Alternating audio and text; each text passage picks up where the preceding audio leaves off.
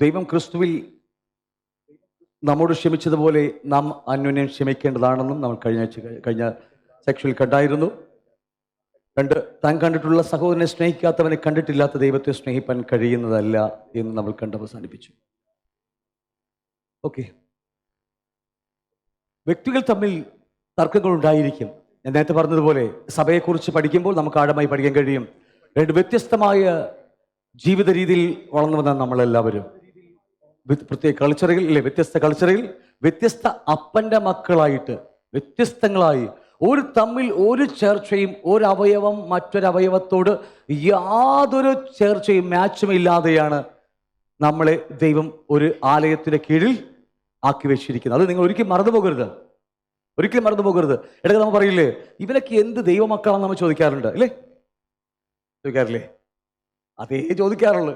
ഇവനൊക്കെ എന്ത് ദൈവമക്കളാ എന്നൊക്കെ നമ്മൾ എപ്പോഴും ചോദിക്കും. ഒരു കാര്യം ഓർക്കണം, ഒരിക്കലും രണ്ട് അവയവങ്ങൾ തമ്മിൽ ഒരിക്കലും മാച്ച് ഉണ്ടാകത്തില്ല, ഒരിക്കലും യോജിക്കുകയില്ല എന്ന കാര്യം നിങ്ങൾ മറന്നു പോകരുത്.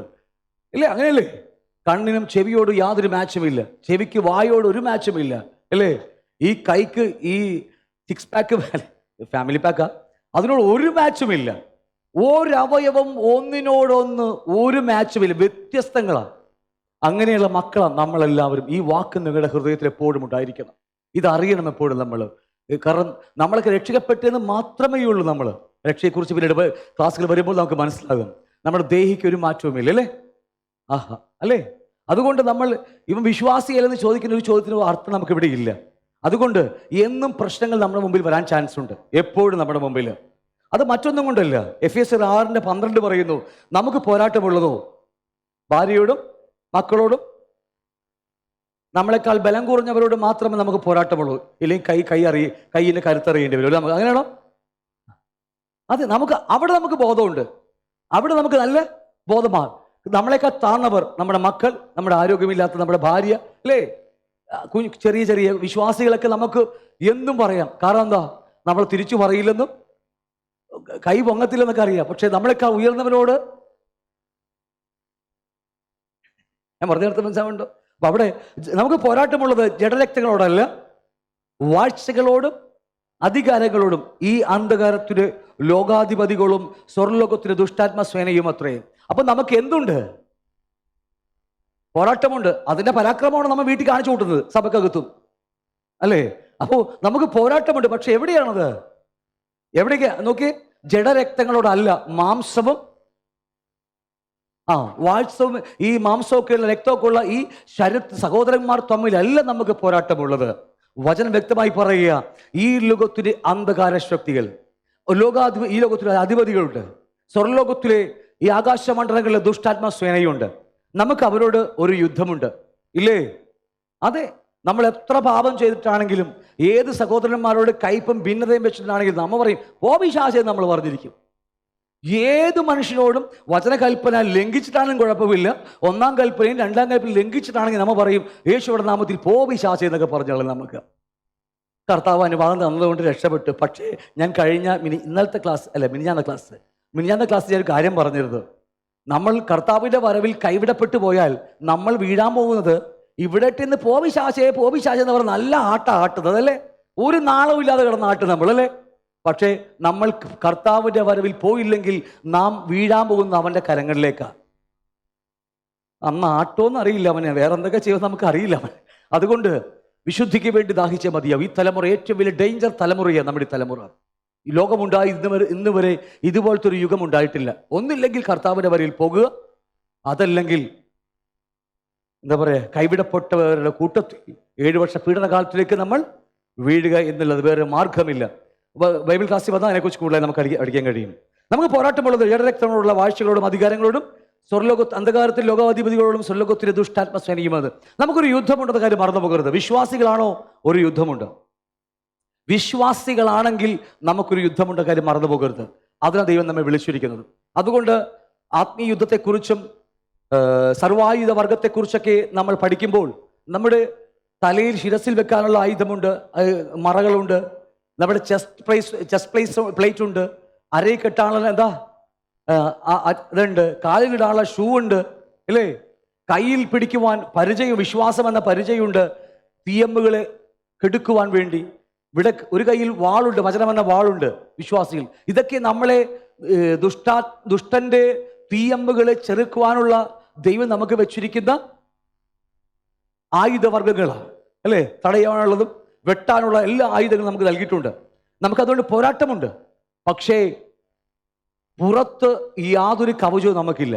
നമ്മൾ അതിനെക്കുറിച്ച് പിന്നീട് എപ്പോഴും പഠിക്കും. സ്പിരിച്വൽ വാർഫെയറെ കുറിച്ച് പഠിക്കുമ്പോൾ പുറം തിരിഞ്ഞു പോയാൽ, ഒരു വിശ്വാസി പോരാട്ടത്തിൽ തോറ്റ് അവൻ തിരിഞ്ഞു പോയാൽ പുറത്ത് നമുക്ക് സഹായിപ്പാൻ ഒരു ആയുധവുമില്ല. ഒരു എന്താ പറയുക, പടച്ചട്ടയ്ക്കില്ലേ, ദാവീദൊക്കെ ഇട്ട പടച്ചട്ടയ്ക്ക് ഒരു പടച്ചട്ടയും ബാക്കിലില്ല. കാരണം വിശ്വാസികൾക്ക് മുന്നോട്ട് മാത്രമേ ഉള്ളൂ യാത്ര. അതുകൊണ്ട് പിന്തിരിയുന്നവർക്ക് പറ്റിയ വേലയല്ല ക്രിസ്തീയ വേല. ഇടുന്നില്ല നിങ്ങൾക്ക്. കാരണം പുറകോട്ട് തിരിഞ്ഞൊരു വിശ്വാസി പോയാൽ പുറത്ത് യാതൊരു കയ്യിൽ പരിചയമുണ്ട്, വിശ്വാസപത പരിചയമുണ്ട്, വാളുണ്ട്, വചനದ വാളുണ്ട്, അല്ലെ, തലയിൽ കിരീടം, മറ്റേത് ഇതൊക്കെയുണ്ട്, നീതിയുടെ കവചം ഒക്കെയുണ്ട്, ചെസ്റ്റ് പ്ലേ എല്ലാം നമുക്കുണ്ട്, ഫ്രണ്ടിൽ മുഴുവൻ നമുക്കുണ്ട്. പക്ഷേ പുറകിൽ നമുക്കൊരു കവചവുമില്ല. കാരണം യഥാർത്ഥമായ വിശ്വാസ ജീവിതം പോരാട്ടമാണ്. പോരാടി മുന്നോട്ടാണ് പോകുന്നത്, ഒരിക്കലും പുറകോട്ടല്ല. പിന്തിരിയുന്ന എത്രയോ വിശ്വാസികൾ ഇന്ന് ക്ഷീണിച്ച് എന്താ പറയുക, കരിക്കട്ടകളായി എത്രയോ വിശ്വാസികളാണ് ഇരിക്കുന്നത്. പ്രാർത്ഥിക്കാൻ പോലും മറന്നുപോയി. ബൈബിൾ ക്ലാസ് വെച്ചാൽ വരുന്നില്ല, പ്രാർത്ഥനയ്ക്ക് വിളിച്ചാൽ വരുന്നില്ല. എന്തുകൊണ്ടെന്നറിയാമോ? അവർ വിശ്വാസത്തിൽ തണുത്തുപോയി. ആത്മീയഗോളത്തിൽ അവർ പോരാടി മുന്നോട്ട് പോകേണ്ടതിന് പകരം തൊപ്പിയിട്ട് പുറകോട്ട് പോകുന്നവരാണ്. പക്ഷെ അവരറിയുന്നില്ല, പുറം തിരിഞ്ഞോടിയാൽ പുറകിൽ യാതൊരു കവചവുമില്ല. മനസ്സിലാ, ഒന്നിൽ നിന്ന് ഒന്നിലേക്ക് വീഴുകയല്ലാതെ വേറെ യാതൊരു മാർഗവും നമുക്കതില്ല. അതിനെക്കുറിച്ച് നമ്മൾ ആത്മീയുദ്ധത്തെക്കുറിച്ചൊക്കെ പഠിക്കുമ്പോൾ നമുക്ക് ആഴമായി പഠിക്കാൻ കഴിയും അവിടേക്ക്. അതുകൊണ്ട് നമുക്ക് പോരാട്ടമുള്ളത്, നമുക്ക് എന്തുണ്ട്? പോരാട്ടമുണ്ട്. ജഡരക്തങ്ങളോടുള്ള വാഴ്ചകളോടും അധികാരങ്ങളിലും ഈ പറഞ്ഞ കാര്യങ്ങളോടുമാണ്. അതുകൊണ്ട് ഒരു വിശ്വാസിക്ക് പോരാട്ടമുള്ളത്. ഇനി ഒരു കാര്യം പറയാം, സ്പിരിച്വൽ വാർഫെയറിൽ, ആത്മീയ യുദ്ധങ്ങളോട്, അല്ലെങ്കിൽ അന്ധകാര ശക്തികളോട്, പിശാചിന്റെ തന്ത്രങ്ങളോട്. ഇപ്പം ഞങ്ങളൊക്കെ മിക്കവാറും തിങ്കളാഴ്ച വൈകിട്ടും വെള്ളിയാഴ്ച ആമ്പലൂർ സൈഡൊക്കെ പ്രെയർ റൈഡ് പോകുന്നുണ്ട്. റെക്കോർഡാ, എന്നാലും കുഴപ്പമില്ല. ഞങ്ങൾ ചില സ്ഥലത്തൊക്കെ പോയി ഞങ്ങൾ നിന്ന് പ്രാർത്ഥിക്കും. ഒന്നും വിചാരിച്ച സ്ഥലത്തിൻ്റെ പേര് നിങ്ങൾക്ക് പിടുത്തം കിട്ടി കാണും അല്ലേ? അപ്പോൾ ചില ഇടത്തൊക്കെ പോയിട്ട് നമ്മൾ പിശാച് വാഴുന്ന സ്ഥലങ്ങളിൽ പോയിട്ട് കുത്തിരുന്ന് പ്രാർത്ഥിക്കും. ഞങ്ങൾക്കറിയാം, ഒരുപക്ഷെ ഞങ്ങൾക്ക് നല്ലോണം അറിയാം, അവിടെ മാത്രമല്ല പിശാച് എല്ലായിടത്തും ഉണ്ടെന്ന്. പിന്നെ ഒരു വിശ്വാസത്തിൻ്റെ പ്രവൃത്തി മാത്രമേ ഉള്ളൂ, അതിനപ്പുറത്തേക്ക് ഞങ്ങൾ അതിനെ കാണുന്നില്ല. ഒരു വിശ്വാസത്തില്, കാരണം ധനുഷ് ബ്രദർ ഒരിക്കൽ ഇങ്ങനെ പറഞ്ഞു, പണ്ട് ഞങ്ങൾ 18 വർഷങ്ങൾക്ക് മുമ്പ് ഞങ്ങളുടെ എരൂര് ഒരു അമ്പലം, അവിടെ അമ്പലങ്ങളേ ഉള്ളൂ, നമുക്കറിയാമല്ലോ. ഓക്കെ, യൂട്യൂബിലേക്ക് ഇടുമല്ലോ ഇത്. ഓക്കെ, ഞാൻ ആ നാട്ടുകാരനാണേ, അതുകൊണ്ട് അവിടെ ഒരു സ്ഥലത്തൊരു അമ്പലമുണ്ട്. അപ്പോൾ ധനുഷ് ബ്രദർക്ക് വിശ്വാസി വരുന്ന സമയം, ഞങ്ങളൊക്കെ വിശ്വാസി വരുന്ന സമയത്ത് അദ്ദേഹം പറഞ്ഞ, ഞാൻ അവിടെ പോയി പ്രാർത്ഥിച്ചു. അന്ന് റോബിൻ പാസ്റ്ററൊക്കെ ആയിരുന്നു, പ്രാർത്ഥിച്ചു. അപ്പോൾ പുള്ളി വിചാരിക്കുക, നാളെ തന്നെ ഇന്ന് തന്നെ പുള്ളിക്കാരൻ പോയി കാണും അവിടെ നിന്നൊക്കെ ആയിട്ട്. പക്ഷെ കഴിഞ്ഞ ദിവസം അവരോട് പോയപ്പോൾ അന്നത്തെക്കാലം പുള്ളിയായി അവിടെ. വലിയ കോവിലുകളും അതും സെറ്റപ്പായി പോയി, ആളുകളുടെ എണ്ണവും കൂടി. ഞാൻ പറഞ്ഞ അർത്ഥം മനസ്സിലാവുന്നുണ്ടോ? നമുക്ക് സ്പിരിച്വൽ വാർഫെയർ ശരിക്കും പറഞ്ഞ സത്യത്തിൽ നമ്മുടെ ഇവിടെ ഇതിനകത്ത് നടക്കുന്നത്. ആത്മീയുദ്ധങ്ങളൊക്കെ മറുനാൾ പഠിക്കാൻ മനസ്സിലായിക്കോളും. നമ്മൾ ഈ തെരുവുകളിലൊന്നുമല്ല, പക്ഷേ നമ്മുടെ വിശ്വാസത്തിന്റെ പ്രവൃത്തികളാണ് ഞങ്ങൾ ചെയ്യുന്നത്. കാരണം ദൈവം നമുക്ക് ദേശങ്ങളെ അവകാശമാക്കി തരാമെന്ന് പറഞ്ഞു. അതുകൊണ്ട് ഞങ്ങൾ ചോദിക്കുകയാണ്, നടന്ന് ചോദിക്കുകയാ, വണ്ടിക്ക് പോയി ചോദിക്കുക. ഞങ്ങൾക്ക് പറഞ്ഞ് മനസ്സിലാവുന്നുണ്ടോ? അല്ലാതെ ഞങ്ങൾ അവിടെ പ്രാർത്ഥിച്ചാൽ അതുകൊണ്ട് ഇറങ്ങി പോകത്തില്ല. കാരണം കർത്താവ് വന്നിട്ട് പോലും പോയിട്ടില്ല. കർത്താവ് പറഞ്ഞിട്ട് പോലും പിന്നെയാണ് നമ്മൾ പറഞ്ഞാൽ പോണത്. അതുകൊണ്ട് നമ്മൾ ചില സത്യങ്ങളൊക്കെ, ഇതുപോലെ ചില സത്യങ്ങൾ നമ്മൾ അറിയും, പഠിക്കാൻ മനസ്സിലായിക്കോളും. അപ്പം പലപ്പോഴും ആത്മീയുദ്ധത്തിൽ അനേകർ തോറ്റു കിടക്കുന്ന ആൾക്കാരാണ്. പിശാചിന്റെ തന്ത്രങ്ങളിൽ അടിയേറ്റ് കിടക്കുന്ന ആൾക്കാർ, ഒരുപാട് വിശ്വാസികൾ. കാരണം എന്നറിയാമോ? ഒറ്റ കാരണമേ അതിന് പിന്നിലുള്ളൂ. ഞാൻ പറഞ്ഞത് മനസ്സിലാവുന്നുണ്ടോ? വിശ്വാസഗോളത്തിൽ മുന്നോട്ട് വളർന്നുകൊണ്ട് കർത്താവിൻ്റെ വേലയിലേക്കും ആത്മീയ ഉണർവിലേക്കും അനേകരെ ക്രിസ്തുവിലേക്ക് നയിക്കേണ്ടത് നമുക്ക് പലപ്പോഴും കഴിയാതെ പോകുന്നത് പിശാചിന്റെ തന്ത്രങ്ങളിൽ കുടുങ്ങിപ്പോയത് കൊണ്ടാണ്. എൻ്റെ വാക്ക് നിങ്ങൾ സ്വീകരിക്കുന്നുണ്ടോ? കാരണം, ഒരൊറ്റ കാരണമേ അതിന് പിന്നിലുള്ളൂ. വേറെ ഒരിടത്തും ഒരു പ്രവാചകനോട് ചോദിക്കേണ്ട, നിങ്ങൾ അതിനുവേണ്ടി ഉപവസിക്കുകയും വേണ്ട. ഒരൊറ്റ കാരണമേ ഉള്ളൂ. കാരണം നമുക്ക് പോരാട്ടമുണ്ട്, അത് അന്ധകാര ശക്തികളോടാണ്. പക്ഷേ ആ പോരാട്ടം നിർത്തിയിട്ട് നമ്മൾ ജഡത്തിലുള്ളവരോട് പോരാടാൻ തുടങ്ങിയാണ്ടല്ലോ, ആത്മീയ ലോകത്തിൽ നമുക്ക് ഒരു ഉണർവും ഉണ്ടാകത്തില്ല. ഞാൻ പറഞ്ഞ അർത്ഥം മനസ്സിലാവുന്നുണ്ടോ? ഗ്രഹിക്കുന്നുണ്ടോ നിങ്ങൾ? ഹല്ലേലൂയ. നമുക്ക് എന്തുകൊണ്ട് നമ്മുടെ ആത്മീയത്തിൽ വളരാൻ കഴിയുന്നില്ല? വിശ്വാസ ലോകത്തിൽ വളരാൻ കഴിയുന്നില്ല? നമുക്ക് ആത്മീയന്മാരായി എന്തുകൊണ്ട് വളരാൻ കഴിയുന്നില്ല എന്ന് ഒറ്റ കാര്യം മാത്രം ചിന്തിച്ചാൽ മതി. ദൈവം നമുക്ക് വെച്ചിരിക്കുന്നത് അന്ധകാര ശക്തികളോട് പോരാടാൻ വേണ്ടിയാണ്. ഹല്ലേലൂയ. അവന്റെ തീയമ്പുകളെ, തന്ത്രങ്ങൾ, അത് ഈ ലോകത്തിലെ ഈ ശവപ്പറമ്പിലും അവിടെ ഇവിടെയൊന്നും അല്ല ഇരിക്കുന്നത്. ഞങ്ങൾ രാത്രിയൊക്കെ പ്രാർത്ഥിക്കുന്നുണ്ട്. അവിടെ നമുക്കറിയാം, അവിടെ മാത്രമല്ല, അവൻ സർവ്വലോകത്തും ഉള്ളവനാ. അതുകൊണ്ട് പക്ഷെ നമ്മുടെ വിശ്വാസത്തിന്റെ പ്രവൃത്തികൾ അതല്ല. പക്ഷേ നമ്മൾ ഈ പോരാട്ടം നിർത്തിയിട്ട് സഹോദരനുമായി പോരാടാൻ തുടങ്ങുമ്പോൾ നിങ്ങൾ അറിയണം, നമ്മൾ ഈ ആത്മീയഗോളത്തിൽ തകർന്നു പോയിരിക്കുക. കാരണം നമ്മൾ ദൈവവചന ലംഘനമാണത്. ദൈവത്തിന്റെ വചന ലംഘനമാണ്. എന്ത്? ജഡരക്തങ്ങളോട് പോരാട്ടം പാടില്ല. അത് ഭർത്താവാകട്ടെ, ഭാര്യയാകട്ടെ, സഹോദരങ്ങളാകട്ടെ, വിശ്വാസികളാകട്ടെ, ആരുമാകട്ടെ, അല്ലേ? ആരോടാണെങ്കിലും നമ്മൾ ജഡത്തിലുള്ളവരോട് പോരാടി തുടങ്ങിയാൽ നിങ്ങൾ അറിയണം, നമ്മൾ ആത്മീയ ഗോളത്തിൽ തകർന്ന് താഴെ വീഴുകയാണ്. കാരണം നമ്മുടെ പോരാട്ടം ലക്ഷ്യം മാറിപ്പോയി. തിരിച്ച് അവന്റെ തീയമ്പുകൾ തുടർമാനമായി നമ്മുടെ ജീവിതത്തിലേക്ക് വന്ന് കുറച്ച് കഴിയുമ്പോൾ ദൈവം പറഞ്ഞിട്ടും അനുസരിക്കാതെ നമ്മൾ വരുമ്പോൾ നമ്മുടെ അകത്തേക്ക് കയറുവാൻ ദൈവത്തിന്റെ പരിശുദ്ധാത്മാവിന്റെ നമ്മുടെ കവചം മാറ്റപ്പെട്ട് കഴിയുമ്പോൾ അവൻ നമ്മുടെ അകത്തേക്ക് കയറുകയാണ്. അത് നിമിത്തം ആത്മീയ ബലഹീനന്മാർ അനേകർ രോഗികളായി കിടക്കുന്നു, അനേകം നിദ്ര പ്രാപിച്ചു കൊള്ളിരിക്കുന്നു. കാരണം ഒറ്റ കാര്യം മാത്രമാ, നമുക്ക് പോരാട്ടം മുഴുവനും ജഡരക്തങ്ങളോടായിപ്പോയി. അതൊക്കെ മനസ്സിലാക്കാൻ പറഞ്ഞു വരുന്നത്. അത്രമാത്രം പ്രാധാന്യമേറെയുള്ള ഒരു ടോപ്പിക്കാണത്. ക്ഷമിക്കാൻ കഴിയാത്ത വിഷയം. എവിടെ നോക്കിയാലും ആത്മീയഗോളത്തിൽ നല്ലൊരു ശതമാനം ഈ ഒരു പ്രശ്നത്തിൽ കിടക്കുന്നവരാ. ആണോ? നമ്മുടെ ജീവിതങ്ങൾ പരിശോധിച്ച് നോക്കിയാൽ മതി. ഒന്നറിയണം, നമുക്കൊരു പോരാട്ടമുണ്ട്. അത് ജഡരക്തങ്ങളോടല്ല, വാഴ്ചകളോടും. ഇനി ജഡരക്തങ്ങളോട് നിങ്ങൾ പോരാടാൻ തുടങ്ങിയാൽ ഒരു കാര്യം ഓർത്താൽ മതി, നിങ്ങൾ പിശാചിൻ തന്ത്രങ്ങളിൽ പെട്ട് താഴെ വീണ് കിടക്കുക. ഒരിക്കൽ പോലും നമുക്ക് ക്രിസ്തുവിൽ വളരുവാൻ കഴിയില്ല എന്ന സത്യം നിങ്ങൾ തിരിച്ചറിയണം. ആണോ ഇല്ലയോ? നിങ്ങൾ എന്നോട് ഉണ്ടല്ലോ എല്ലാവരും? ഓക്കെ, ചിക്കനൊക്കെ പ്രവർത്തിച്ചു തുടങ്ങി.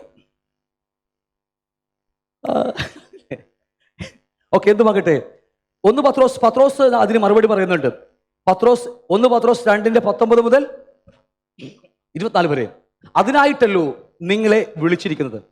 ക്രിസ്തുവും നിങ്ങൾക്ക് വേണ്ടി കഷ്ടം അനുഭവിച്ചു. നിങ്ങൾ അവന്റെ കാൽച്ചുവട് പിന്തുടരുവാൻ ഒരു മാതൃക വെച്ചു പോയിരിക്കുന്നു. അവൻ പാപം ചെയ്തിട്ടില്ല, അവന്റെ വായിൽ വഞ്ചന ഒന്നും ഉണ്ടായിരുന്നില്ല. തന്നെ ശകാരിച്ചിട്ട് പകരം ശകാരിക്കാതെയും കഷ്ടം അനുഭവിച്ചിട്ട് ഭീഷണം, ദൂഷണം, അല്ലെ, നിന്ദാവാക്കുകൾ പറയാതെയും ന്യായമായി വിധിക്കുന്നവങ്കൽ വരമേൽപ്പിക്കുകയത്രേ ചെയ്തത്. കർത്താവിന്റെ ജീവിതത്തെക്കുറിച്ച് പത്രോസ് വെളിപ്പാടായി എഴുതി വെച്ചിരിക്കുക. അതിനായിട്ടല്ലോ നിങ്ങളെയും വിളിച്ചിരിക്കുന്നത്. എന്തിനു വേണ്ടിയാ? കർത്താവ് ഭൂമിയിൽ നമ്മളെ വിളിച്ചത് അവന്റെ കാൽപ്പാടുകൾ പിന്തുടരാൻ വേണ്ടിയാണ്. അവൻ അനുഭവിച്ച കഷ്ടമുണ്ട്, അത് ദൈവരാജ്യത്തോടുള്ള ബന്ധത്തിലാണ്. ആ കഷ്ടം സഹിച്ചാൽ നമ്മൾ പാപങ്ങൾ വിട്ട് ഒഴിഞ്ഞിരിക്കുന്നു എന്ന്, അല്ലേ, ഇവിടെ എല്ലാ മറ്റു ഭാഗങ്ങളിൽ പറയുന്നുണ്ട്. അപ്പൊ നമ്മളൊക്കെ പാപത്തിൽ നിന്ന് വിടുവിക്കപ്പെടണമെങ്കിൽ ക്രൂശ് ചുമന്നേ മതിയാകത്തുള്ളൂ. ഇന്ന് ക്രൂശ് വേണ്ടെന്ന് പറയുന്ന ലോകമാണ് നമ്മുടെ ലോകം, അല്ലെ? ക്രൂശില്ലാതെ പാപത്തിന് മേൽ ഒരു സൗഖ്യം നമുക്ക് ഉണ്ടാകത്തില്ല. ആണോ? ഓക്കെ, ഞാൻ വിടുക. അത് ഇപ്പം എടുക്കാൻ പോയാൽ നമ്മൾ വിഷയം മാറിപ്പോകും. അപ്പൊ അതുകൊണ്ട് ദൈവം, കർത്താവ് നമ്മളെ വിളിച്ചിരിക്കുന്നത് അവന്റെ കാൽച്ചുവട് പിന്തുടരാൻ വേണ്ടിയാ. അവൻ കഷ്ടം അനുഭവിച്ചു, അല്ലേ? അവന്റെ കാൽച്ചുവട് പിന്തുടരുവാൻ അവൻ നമുക്ക് ഒരു മാതൃക വെച്ചു പോയിരിക്കുന്നു. അവൻ പാപം ചെയ്തിട്ടില്ല, അവന്റെ വായിൽ എന്തില്ല, ഒരു വഞ്ചനയും ഒന്നും ഉണ്ടായിരുന്നില്ല. അവന്റെ എതിരെ നിന്നയും പരിഹാസവാക്കുകളുമായി, അല്ലേ, റോമ പട്ടാളക്കാരെയും അവന്റെ സ്വന്തം ജനമായ പുരോഹിതന്മാരായ കയ്യാവും കന്നഫാവും, അല്ലേ, ഹന്നായും കന്നഫാവും, അല്ലേ, പീലാത്തോസൊക്കെ അവനെ നിന്ദിക്കുകയും പരിഹസിക്കുകയും താടിരോമം പിച്ചിപ്പറിക്കുക ചെയ്തപ്പോഴും അവന്റെ വായിൽ എന്തില്ല, ഒരു ദൂഷണവാക്ക്. നമ്മൾ അറ്റ്ലീസ്റ്റ് ഒരു വിശുദ്ധന്മാരാണെങ്കിൽ നമ്മൾ ഇങ്ങനെയും പറയും, നിന്നോട് കർത്താവ് ചോദിക്കണമെന്നെങ്കിൽ പറയും നമ്മൾ, ഇല്ലേ? വിശുദ്ധന്മാരായതുകൊണ്ട് നമ്മൾ. അല്ലെങ്കിൽ നമ്മൾ പറഞ്ഞേനെ എൻ്റെ പഴയ സ്വഭാവമാണെങ്കിൽ പറയാറില്ലേ അടുക്ക്, അല്ലേ? പറയാറുണ്ട് നമ്മൾ, എൻ്റെ പഴയ സ്വഭാവം. വിശുദ്ധന്മാരില്ല, ഇത്തിരി ക്ലാസ് താന്നത് സാധാ വിശ്വാസി പറയും, എൻ്റെ പഴയ സ്വഭാവമാണെങ്കിൽ എന്നെ ഇങ്ങനെയല്ലേ കാണിച്ചു തന്നേനെ, അല്ലേ? അതിനർത്ഥം ഇന്ന് പോയിട്ടില്ല അതിനകത്തുനിന്ന്. ഇത്തിരി കൂടി വിശ്വാസിയാണെങ്കിലോ, ഇത്തിരി കൂടി മുതിർന്ന വിശ്വാസിയാണെങ്കിലോ, ഇതൊക്കെ മുകളിലുള്ളവൻ കാണുന്നുണ്ട്, എന്നോടൊക്കെ ദൈവം ചോദിക്കോടാ. പിന്നെ നമ്മുടെ ഇഷ്ടത്തിന് പ്രകാരം പ്രവർത്തിക്കാൻ ദൈവം മുകളിലല്ല ഇരിക്കുന്നത്. നമ്മൾ ഉണ്ടാക്കി വെച്ചിരിക്കുന്ന ക്രിസ്തു അങ്ങനത്തേക്കാ, ഞാൻ എന്ത് പറഞ്ഞാലും അതുപോലെ ചെയ്യുന്ന ക്രിസ്തു അല്ലേ. ദൈവം നോക്കോളാന്ന് പറയുമ്പോൾ അതിനർത്ഥം എന്താ? ഞാൻ പറയുക ദൈവമേ അതവൻ അങ്ങനെ ചെയ്തിരിക്കുക, നീ നോക്കിക്കോളൂന്ന്. അതിനർത്ഥം എൻ്റെ അകത്തുള്ള ക്രിസ്തു ഞാനൊരു ക്രിസ്തുവിനെ ഉണ്ടാക്കി വെച്ചിരിക്കുക. പാപം ചെയ്താൽ അടിക്കുന്ന ദൈവം അല്ലേ. ഞാൻ നല്ലവനും അല്ലേ. ബാക്കിയുള്ളവരൊക്കെ ദൈവം ശിക്ഷിക്കാൻ നിൽക്കുക, അങ്ങനെയൊന്നുമില്ല. അത് നമ്മൾ അകത്ത് വെച്ചിരിക്കും ഉണ്ടാക്കി വെച്ച ക്രിസ്തുവിനെ നമ്മൾ വേറൊരു രൂപമായതുകൊണ്ട് ഞാൻ വിടുകയാണ്. അപ്പോൾ പറഞ്ഞ കാര്യങ്ങൾ കർത്താവ് ഒരു മാതൃക വെച്ച് പോയിട്ടുണ്ട്. കാരണം അവൻ കഷ്ടം അനുഭവിച്ചു, ദുഃഖവും നിന്നയും പരിഹാസവും ഒരുപക്ഷെ നമ്മൾ ജീവിതത്തിൽ അങ്ങേ അറ്റം വരെ ആരും അനുഭവിക്കാത്തത് വരെ അനുഭവിച്ചിട്ടുണ്ടായിരിക്കാം, ഇല്ലേ? അനുഭവിച്ച് കാണുമായിരിക്കും. പക്ഷെ നിങ്ങൾ ഒന്നറിയണം, നമ്മൾ അനുഭവിക്കാത്തതൊന്നും നമ്മുടെ ജീവിതത്തിലേക്ക് വരത്തില്ല. കർത്താവ് അനുഭവിക്കാത്തതൊന്നും എൻ്റെയും നിങ്ങളുടെയും ജീവിതത്തിൽ വരത്തില്ല. കാരണം കർത്താവ് അനുഭവിച്ചതാ നമ്മുടെ ജീവിതത്തിൽ വരുന്നത്. അപ്പോഴാണ് ക്രൂശിനെ ധ്യാനിക്കുമ്പോൾ അവൻ അനുഭവിച്ച കഷ്ടത്തിൽ നിന്നുള്ള വിടുതൽ നമുക്ക് ലഭിക്കുന്നത്. അവൻ്റെ ക്രൂശിന്റെ മരണം നമ്മളിലേക്ക് ഇറങ്ങി വന്ന് നമ്മളേക്ക് സൗഖ്യമാക്കുന്നത്. വിടുകയാണ്, നമ്മുടെ വിഷയമല്ലല്ലോ. അപ്പോൾ മാതൃക വെച്ച് പോയിരിക്കുന്നു. അവൻ പാപം ചെയ്തിട്ടില്ല, അവൻ്റെ വായിൽ വഞ്ചന ഒന്നും ഉണ്ടായിരുന്നില്ല. എന്നിട്ട് പോലും വായിൽ വഞ്ചനയില്ല. ഒരു ഹല്ലേലൂയ പറഞ്ഞേ ഒന്നും കൂടി. അവൻ്റെ വായിൽ വഞ്ചനയില്ല, ഒന്നുമില്ല. എന്നിട്ട് പോലും അവനെതിരെ പാപം ചെയ്തു. അവൻ പാപം കൂടി ചെയ്തിട്ടില്ലേ, എന്നിട്ടും അവനെതിരെ പാപം ചെയ്തിട്ടും അവൻ പറയുക, തന്നെ ശകാരിച്ചിട്ട് പകരം ശകാരിക്കുകയും കഷ്ടം അനുഭവിച്ചിട്ട് ഭീഷണം അല്ലെങ്കിൽ ദൂഷണം അല്ലെങ്കിൽ നിന്നാവാക്ക് പറയാതെയും ന്യായമായി വിധിക്കുന്നവന്റെ പക്കൽ ഭരമേൽപ്പിച്ചു കർത്താവിലെ എന്ന് പറയുന്നത് എന്താ? ഒരു പാവവുമില്ല അവൻ്റെ അടുക്കൽ. അങ്ങനെ നമുക്കുണ്ടായിരുന്നെങ്കിൽ നമ്മൾ എക്കത്തിനെയും വിധിച്ചു നടന്നേനെ. നിറച്ച് ഈ രണ്ടു കാലിലും മന്തായിട്ട് പോലും നമ്മൾ ഒറ്റക്കാലിലും മന്തുള്ളവനെ വിധിക്കുന്ന ആൾക്കാരാണ് നമ്മൾ. ഒട്ടും മോശക്കാരല്ലേ ഇവിടെ, അല്ലേ? നമ്മളൊക്കെ ഓക്കെ. അപ്പൊ ഞാൻ പറഞ്ഞ കാര്യങ്ങൾ ശ്രദ്ധിക്കണമേ. ഇവിടെ പറയുക, അവന്റെ വായിൽ വഞ്ചന ഒന്നും ഉണ്ടാകില്ല, അവൻ ശകാരിച്ചിട്ട് പകരം ശകാരിച്ചില്ല. ഇതാണ് ക്രിസ്തുവിന്റെ മാതൃക. ആണോ? ഇനി നിങ്ങൾ എന്നോട് മറുപടി പറയണം. കാരണം ഇനി നിങ്ങളാണ് സംസാരിക്കേണ്ടത്. ഞാൻ പതിയെ ചോദ്യങ്ങൾ മാത്രം ചോദിച്ചോളാം. നോക്കി, അവൻ ശകാരിച്ചിട്ട് തന്നെ ശകാരിച്ചിട്ട് പകരം ശകാരിച്ചില്ല. അവൻ പാപമൊന്നുമില്ല, എന്നിട്ട് പോലും അവൻ ആരെ ശകാരിച്ചിട്ടില്ല. രണ്ട്, അവൻ ആരെപ്പറ്റിയും ദൂഷണം പറഞ്ഞില്ല. ഒരു ഫേസ്ബുക്കിലോ ഒരു വാട്സാപ്പിലോ ഒന്നും ഇട്ടില്ല. ഇന്ന് നമ്മുടെ യൂട്യൂബ് ചാനൽ നോക്കിയാൽ മതി, കമന്റുകളാണ് വന്നിരിക്കുന്നത്. കമന്റ്സ്, എൻ്റെ ദൈവമേ, അത് എന്നെക്കുറിച്ച്, നിങ്ങളെക്കുറിച്ച്. നിങ്ങൾക്ക് പാവങ്ങളാ, ദുഷ്ടൻ ഞാനാ ദുഷ്ടൻ, അതുകൊണ്ടാ. അപ്പോൾ എന്തുമാകട്ടെ, പാപം ചെയ്തിട്ട് അവൻ്റെ വായിൽ വഞ്ചനയില്ല, ശകാരിച്ചിട്ടും ശകാരിക്കാതെയും അവൻ ഭീഷണം പറയാതെയും ന്യായമായി വിധിക്കുന്നവരുടെ പക്കൽ ഭരമേൽപ്പിച്ചു. നമുക്കും ഇതേ ഉള്ളൂ. എന്താ? മറ്റുള്ളവർ നമ്മോട് ഭീഷണവും, അല്ലെ, ഭീഷണം എന്ന് വെച്ചാൽ നമ്മ നിന്ന വാക്കുകളും പരിഹാസങ്ങളും വരുമ്പോഴും ഒറ്റ വാക്കുള്ളൂ, പിതാവേ നീ എല്ലാം കാണുന്നതല്ല പറയുന്നത്, ഇതാ നിന്റെ പക്കലേക്ക് ഞാൻ ഭരമേൽപ്പിക്കുക, അവിടുത്തെ നീതിക്കൊത്തവണ്ണം വിധിക്കട്ടെ. അത്രയേ ഉള്ളൂ. മനസ്സിലാവുന്നുണ്ട് നിങ്ങൾക്ക്? ഇതാ യഥാർത്ഥമായ ക്രിസ്ത്യൻ ജീവിതം. നമ്മൾ മറുപടി പറയാൻ കൊടുത്താൽ, മറുപടി പറയാൻ തുടങ്ങിയാൽ, ഇപ്പം നിങ്ങൾക്ക് അറിയാമോ, ഈ ഡെലിവറൻസ് ക്ലാസ്സുകൾ വെക്കുമ്പോൾ ചില മറ്റു വ്യത്യസ്തമായ ദാസന്മാർ പിശാച് ഇളകി കഴിയുമ്പോൾ, നീ എവിടെ നിന്ന് വന്നു, അല്ലേ? പിശാച് ഒരു വ്യക്തിയിൽ മാനിഫെസ്റ്റ് ചെയ്യുമ്പോൾ, അവൻ പ്രകടമാകുമ്പോൾ പാസ്റ്റർമാർ ചോദിക്കാറുണ്ട്, നീ ഏത് പിശാചാ, നീ എവിടെ നിന്ന് വന്നു, നീ എന്തിന് കയറിയിരിക്കുന്നു, നീ ഇപ്പൊ പോകുമ്പോൾ ആ ഡോറൊന്ന് അടച്ചിട്ട് പോകാമോ, അല്ലേ?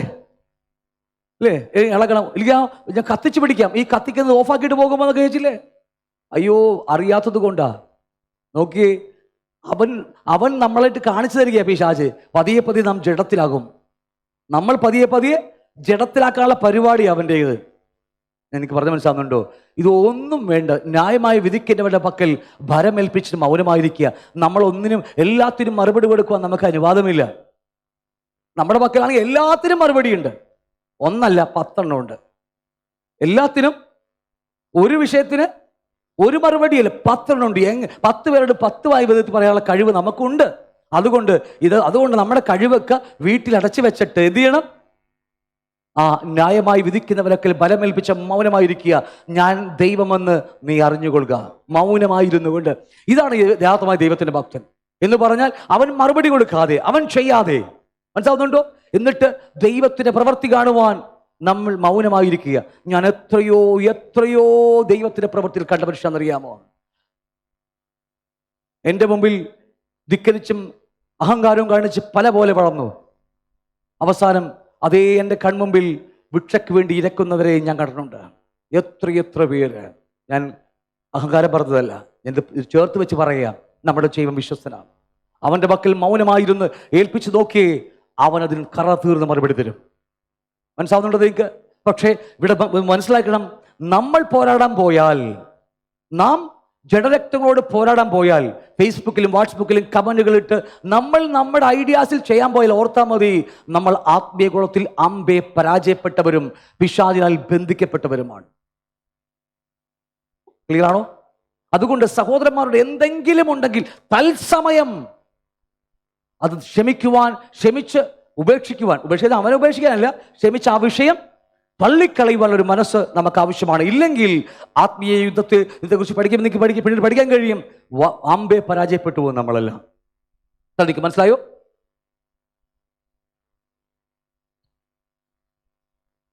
അടുത്ത മാസം മുതൽ ഫാസ്റ്റിംഗ് ആണ് നമ്മളെല്ലാവരും.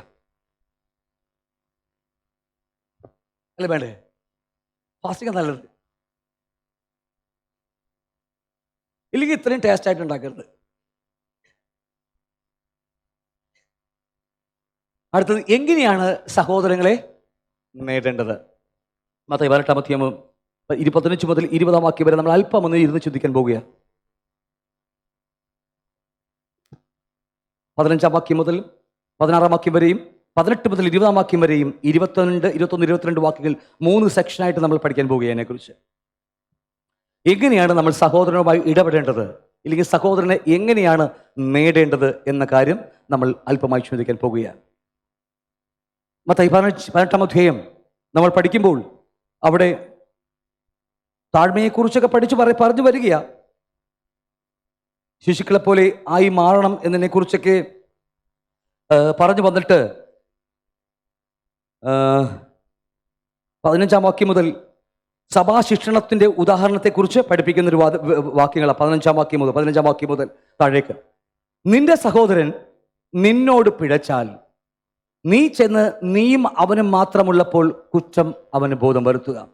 2 സഹോദരന്മാർ തമ്മിൽ, ഈ വാക്യം നിങ്ങൾ വീട്ടിൽ പോയി ഒരുപാട് പ്രാവശ്യം ധ്യാനിക്കണമേ. ഈ വാക്യം ഏതാണ്ട് 22 വാക്യം വരെ ആഴമായി കിടക്കുക. എന്നിട്ടാണ് ദൈവ സ്വർഗരാജ്യത്തെക്കുറിച്ച് മർമ്മങ്ങൾ പഠിപ്പിക്കുന്നത്. അപ്പോൾ ഈ വാക്യം ശ്രദ്ധിക്കുന്നത്. അപ്പോൾ സഭയ്ക്കകത്ത് 2 വ്യക്തികൾ തമ്മിൽ പ്രശ്നമുണ്ടാകുമ്പോൾ, സഭയ്ക്കകത്ത് 2 വ്യക്തികൾ തമ്മിൽ പ്രശ്നം ഉണ്ടാകുമ്പോൾ അത് എങ്ങനെ കൈകാര്യം ചെയ്യണമെന്ന് പഠിപ്പിക്കുക. ഉണ്ടോ? നിങ്ങൾക്ക് പിന്നെ അങ്ങനത്തെ പ്രശ്നങ്ങളൊന്നും ഇല്ലാത്തതുകൊണ്ട് വലിയ ആവശ്യമില്ല.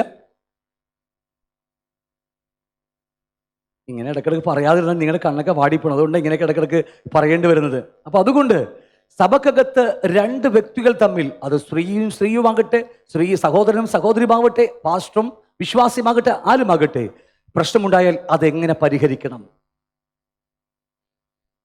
ആണോ? സഭക്കകത്ത് 2 വ്യക്തികൾ തമ്മിൽ ഒരു പ്രശ്നമുണ്ടായാൽ അത് എങ്ങനെ പരിഹരിക്കണം എന്നതിനെ കുറിച്ചാണ് നാം പഠിക്കാൻ പോകുന്നത്. ഓക്കെ, അതിൽ ഒന്നാമത്തെ കാര്യം, നീ സഹോദരനോട് പിഴച്ചാൽ, നിന്റെ സഹോദരൻ നിന്നോട് പിഴച്ചാൽ, അല്ലേ, നീ വഴക്കണ്ട, നീ ഓൾറെഡി ഡാഷാണ്, ഇതല്ലേ, ഇതാ അത് സഹോദരൻ നിന്നോട് പിഴച്ചാൽ നീ ചെന്ന് നീയും അവനും മാത്രമുള്ളപ്പോൾ കുറ്റം അവന് ബോധം വരുത്തുക. ഒന്നാമത്തെ ചെയ്യേണ്ട പ്രവൃത്തി. ഫേസ്ബുക്കിൽ ഇടരുത്, നോക്കിയേ, യൂട്യൂബിൽ അപ്ലോഡ് ചെയ്യരുത്. എന്തേ മിണ്ടാതിരിക്കുന്നത് നിങ്ങൾ? മനസ്സിലാവുന്നുണ്ടോ? ക്രിസ്തീയ സഭയുടെ മാർഗം പറയുക.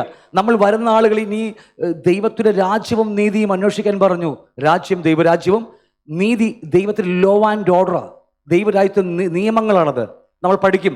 അവിടെ വരുന്ന നിയമമാണിത്. ഇന്ത്യൻ നിയമപ്രകാരം നമുക്ക് വലിച്ചു കയറി ഭിത്തിയിലൊട്ടിക്കാം, അല്ല അങ്ങനെയുള്ള നാട്ടുകാർ പറയുന്നത് അല്ലേ, ഫേസ്ബുക്കിലും വാട്സപ്പിൽ. ഇതല്ല, ദൈവരാജ്യത്തിനകത്താണ് നിങ്ങളെങ്കിൽ, ഒരു വീണ്ടും ജനിക്കപ്പെട്ടവനാണെങ്കിൽ നിങ്ങൾക്കൊരു നിയമമുണ്ട്. ഇന്ത്യക്കകത്താണെങ്കിൽ നിങ്ങൾക്ക് നിയമമുണ്ടോ? ഉറപ്പല്ലേ? എങ്കിൽ നിങ്ങൾ എവിടെയാ ജനിച്ചിരിക്കുന്നത്? എളംകുളത്ത്, ആയിക്കൊടുത്ത് അല്ലേ? എവിടെയാ? ദൈവരാജ്യത്തിനകത്ത് ആണല്ലോ. എനിക്ക് ശരിക്കും തോന്നിയിട്ടില്ല, ഇത്ര എനിക്ക് തോന്നണില്ല അല്ലേ? ദൈവരാജ്യത്തിനകത്താ ജനിച്ചിരിക്കുന്ന എങ്കിൽ അവിടെ ഒരു ലോ ആൻഡ് ഓർഡർ ഉണ്ട്, നിയമങ്ങളുണ്ട്. നമുക്ക് തോന്നുന്ന പോലെ നാട്ടു നിയമങ്ങൾ എടുത്തു വെച്ച് ഉപയോഗിക്കാൻ കഴിയില്ല. ഉപയോഗിച്ചാൽ നാം ജഡത്തിലാണ്, നാം പിശാചിന് അടിമയാണ്. അത് ഉറപ്പായിട്ടും വരും ദിവസങ്ങളിൽ രോഗിയായി തീരും, ആത്മീയ ബലഹീനന്മാരി തീരും, പ്രിമച്വർ ഡെത്തും സംഭവിക്കാനിടയുണ്ട്. അപ്പൊ അതുകൊണ്ട് ഈ ഒരു സഭക്കകത്ത്, ദൈവരാജ്യത്തിനകത്ത് ഒരു വ്യക്തി, രണ്ട് വ്യക്തികൾ തമ്മിൽ പ്രശ്നമുണ്ടായാൽ, പ്രശ്നം എങ്ങനെയാ? സഹോദരൻ നിന്നോട് പിഴച്ചാൽ, മനസ്സിലാവുന്നുണ്ടോ? ഞാനല്ല, എൻ്റെ ജീവിതത്തിലേക്ക് ഒരാൾ വന്ന്, ഒരു സഹോദരൻ വന്ന് പിഴച്ചാൽ, എന്നോട് വഴക്കിട്ടാൽ, ഇനി നമ്മൾ എന്ത് ചെയ്യണം? മാർഗങ്ങൾ, ഒരുപാട് മാർഗങ്ങളുണ്ട് അല്ലേ?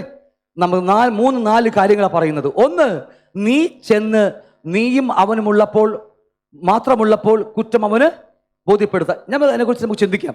ഇങ്ങനെ എന്നിട്ട് 16-17 വാക്യങ്ങൾ പറഞ്ഞു വരികയാണ്. സഭയെ കൂട്ടാക്കാൽ അവൻ നിനക്ക് ചുങ്കക്കാരനും പുറംജാതിക്കാരും എന്ന പോലെ ഇരിക്കട്ടെ. ഒരു സെക്ഷൻ, ഒരു 3 മാർഗങ്ങൾ പറഞ്ഞു വരികയാണ്. എന്നിട്ടാണ് 18-ാം വാക്യം മുതൽ 19-ാം വാക്യം 20-ാം വാക്യം വരെ നിങ്ങൾ ഭൂമിയിൽ കെട്ടുന്നതെല്ലാം സ്വർഗത്തിൽ കെട്ടപ്പെട്ടിരിക്കും. മനസ്സിലാവുന്നുണ്ടോ? ഒരുപാട് സഭയിൽ 2 വ്യക്തികൾ തമ്മിലുള്ള പ്രശ്നം പറഞ്ഞിട്ട് പറയുക, അടുത്ത സെക്ഷൻ പറയുക, നിങ്ങൾ ഭൂമിയിൽ കെട്ടുന്നതെല്ലാം സ്വർഗത്തിൽ കെട്ടപ്പെട്ടിരിക്കും, നിങ്ങൾ ഭൂമിയിൽ അഴിക്കുന്നതെല്ലാം സ്വർഗത്തിലും അഴിഞ്ഞിരിക്കുമെന്ന് സത്യമായിട്ട് ഞാൻ നിങ്ങളോട് പറയുന്നു. എന്നിട്ടാണ് 2 പേർ ഐക്യമത്യപ്പെട്ടാൽ കാര്യം പറയും അല്ലേ? ആ 18 മുതൽ 20 വരെ 3 കാര്യങ്ങൾ പറയുന്നുണ്ട്. അത് നമ്മൾ ചിന്തിക്കും. അതിനുശേഷം 21-22 വാക്യം പഠിക്കുമ്പോൾ പത്രോസ് അവരുടെ അടുക്കൽ വന്നിട്ട്, കർത്താവേ, സഹോദരൻ എത്ര വട്ടം എന്നോട് പിഴച്ചാൽ ഞാൻ ക്ഷമിക്കണം? 7 വട്ടം മതിയോ എന്ന് ചോദിക്കുന്നുണ്ട്. 7 അല്ല 70 വട്ടം എന്ന് ഈ ഇത്രയും 3 സെക്ഷനായിട്ട് നമ്മൾ ചിന്തിക്കാൻ പോവുകയാണ്. 15 മുതൽ 17 വരെയും 18, 19, 20 വാക്യങ്ങളും 21, 22 വാക്യങ്ങളുമായിട്ട്. ഹല്ലേലൂയ. 1, നീ ചെന്ന് നീയും അവനും മാത്രമുള്ളപ്പോൾ കുറ്റം അവന് ബോധം വരുത്തുക. 2, 1-2 പേരെ കൂട്ടിക്കൊണ്ട് ചെല്ലുക. 3, സഭയോട് അറിയിക്കുക. വാക്യം ആദ്യത്തെ സെക്ഷനിൽ വരുന്ന ലാസ്റ്റ് കാര്യം, സഭയെയും കൂട്ടാക്കാഞ്ഞാൽ അവൻ നിനക്ക് പുറംജാതിക്കാരനും ചുങ്കക്കാരനും എന്ന പോലെ ഇരിക്കട്ടെ. മനസ്സിലാവുന്നുണ്ടോ? 15 മുതൽ 17 വരെ പഠിപ്പിക്കുന്ന ഒരു ദൈവം കർത്താവ് പഠിപ്പിക്കുന്ന ഒരു കൂട്ടം കാര്യങ്ങളാണ്. നിങ്ങൾക്ക് പറഞ്ഞ മനസ്സിലായോ? ക്ലിയർ ആണോ? ഓക്കെ. നമ്മൾ അതിനെക്കുറിച്ച് ഒന്ന് ആഴമായി ചിന്തിക്കാൻ പോകുകയാണ്. നമ്മൾ ഈ 4 കാര്യങ്ങളെ കുറിച്ച് ഇപ്പോൾ നമ്മൾ ചിന്തിക്കാൻ പോകുന്നത് 15, 16, 17 വാക്യങ്ങളാണ്. അത് മാത്രമല്ല, നമ്മൾ ഇവിടെ പറഞ്ഞു, നീ ചെന്ന് സഹോദരനുള്ള നീയും അവനും മാത്രമുള്ളപ്പോൾ കുറ്റം അവന് ബോധ്യം വരുത്തുക എന്ന് പറയുമ്പോൾ ഒരിക്കൽ പോലും ഞാൻ എൻ്റെ സഹോദരനെടുക്കൽ കോപത്തോടൊന്നും കടന്നു പോകരുത്. കാണാൻ കഴിയും അല്ലേ? ഒരിക്കലും ഞാൻ എൻ്റെ സഹോദരനെ നേടുക എന്ന ഒരു ഉദ്ദേശമല്ലാതെ മറ്റൊരു ഉദ്ദേശമായി കടന്നുപോയാൽ പിശാചിന് നമ്മുടെ ഹൃദയത്തിൽ സ്ഥാനം കയറും. മനസ്സിലാവുന്നുണ്ടോ? നേരത്തെ ചോദ്യം എന്താണ്? സഹോദരൻ നിന്നോട് പിഴച്ചാൽ, അല്ലേ? സഹോദരൻ നിന്നോട് പിഴച്ചാൽ നീ ചെല്ലണമെന്നല്ല, നീ ചെന്ന് പറയണമെന്നാണ് പറഞ്ഞിരിക്കുന്നത്. അത് നാം ചെല്ലുമ്പോൾ 1, കോപത്തോടെ ചെല്ലരുത്. 2, ഹൃദയത്തിൽ കയ്പ് വെച്ചുകൊണ്ട് പോകരുത്. 3, സഹോദരനോട് അമർഷങ്ങളും അല്ലെങ്കിൽ വിമർശനങ്ങളും കുറ്റങ്ങളുമായി, അല്ലേ, അല്ലെങ്കിൽ കുറ്റങ്ങളുമായി ആരോടും പറഞ്ഞും കൊണ്ട് പോകരുത്. എന്തിനാ പോകേണ്ടത്? നേടാൻ വേണ്ടിയാ. നാം കായീന്റെ മക്കളല്ല. നാം ആരുടെ മക്കളാ? ആരുടെയാ? അല്ല, ഞാൻ കായീനെ കുറിച്ചാണ് പറഞ്ഞത്.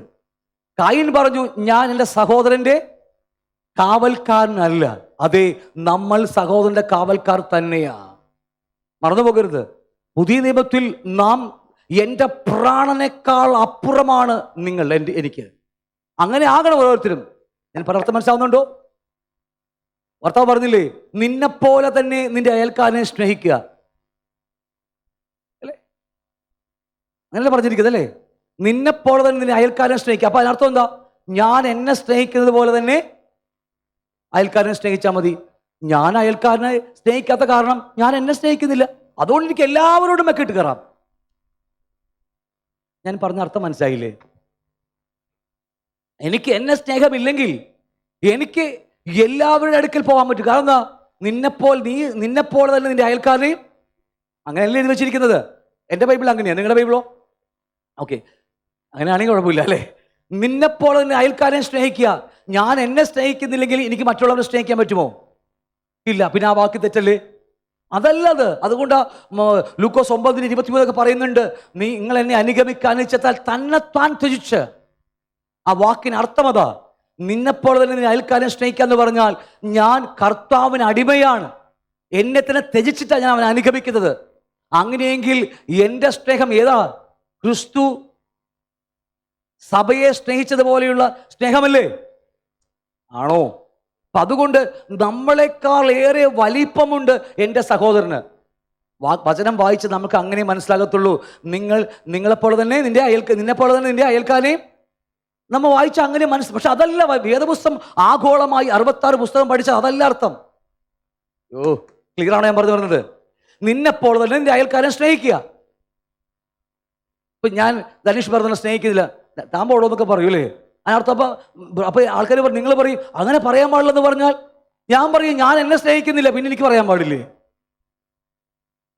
ഞാൻ എന്നെ സ്നേഹിക്കുന്നില്ലെങ്കിൽ പിന്നെ എനിക്ക് ആരെയും സ്നേഹിക്കേണ്ട ആവശ്യമില്ല. അയ്യോ, ക്ലിയർ ആണോ? എങ്കിൽ ആ വാക്കിനർത്ഥം അതൊന്നും അല്ല. ആഗോളമായി 66 പുസ്തകം പഠിച്ചാൽ നമുക്ക് മനസ്സിലാകുന്നത് നമ്മളെക്കാൾ അപ്പുറം എൻ്റെ പ്രാണനേക്കാൾ. യോഹന്നാൻ 3:16 തന്റെ ഏകനായ പുത്രനിൽ വിശ്വസിക്കുന്നവനും നശിച്ചു പോകാതെ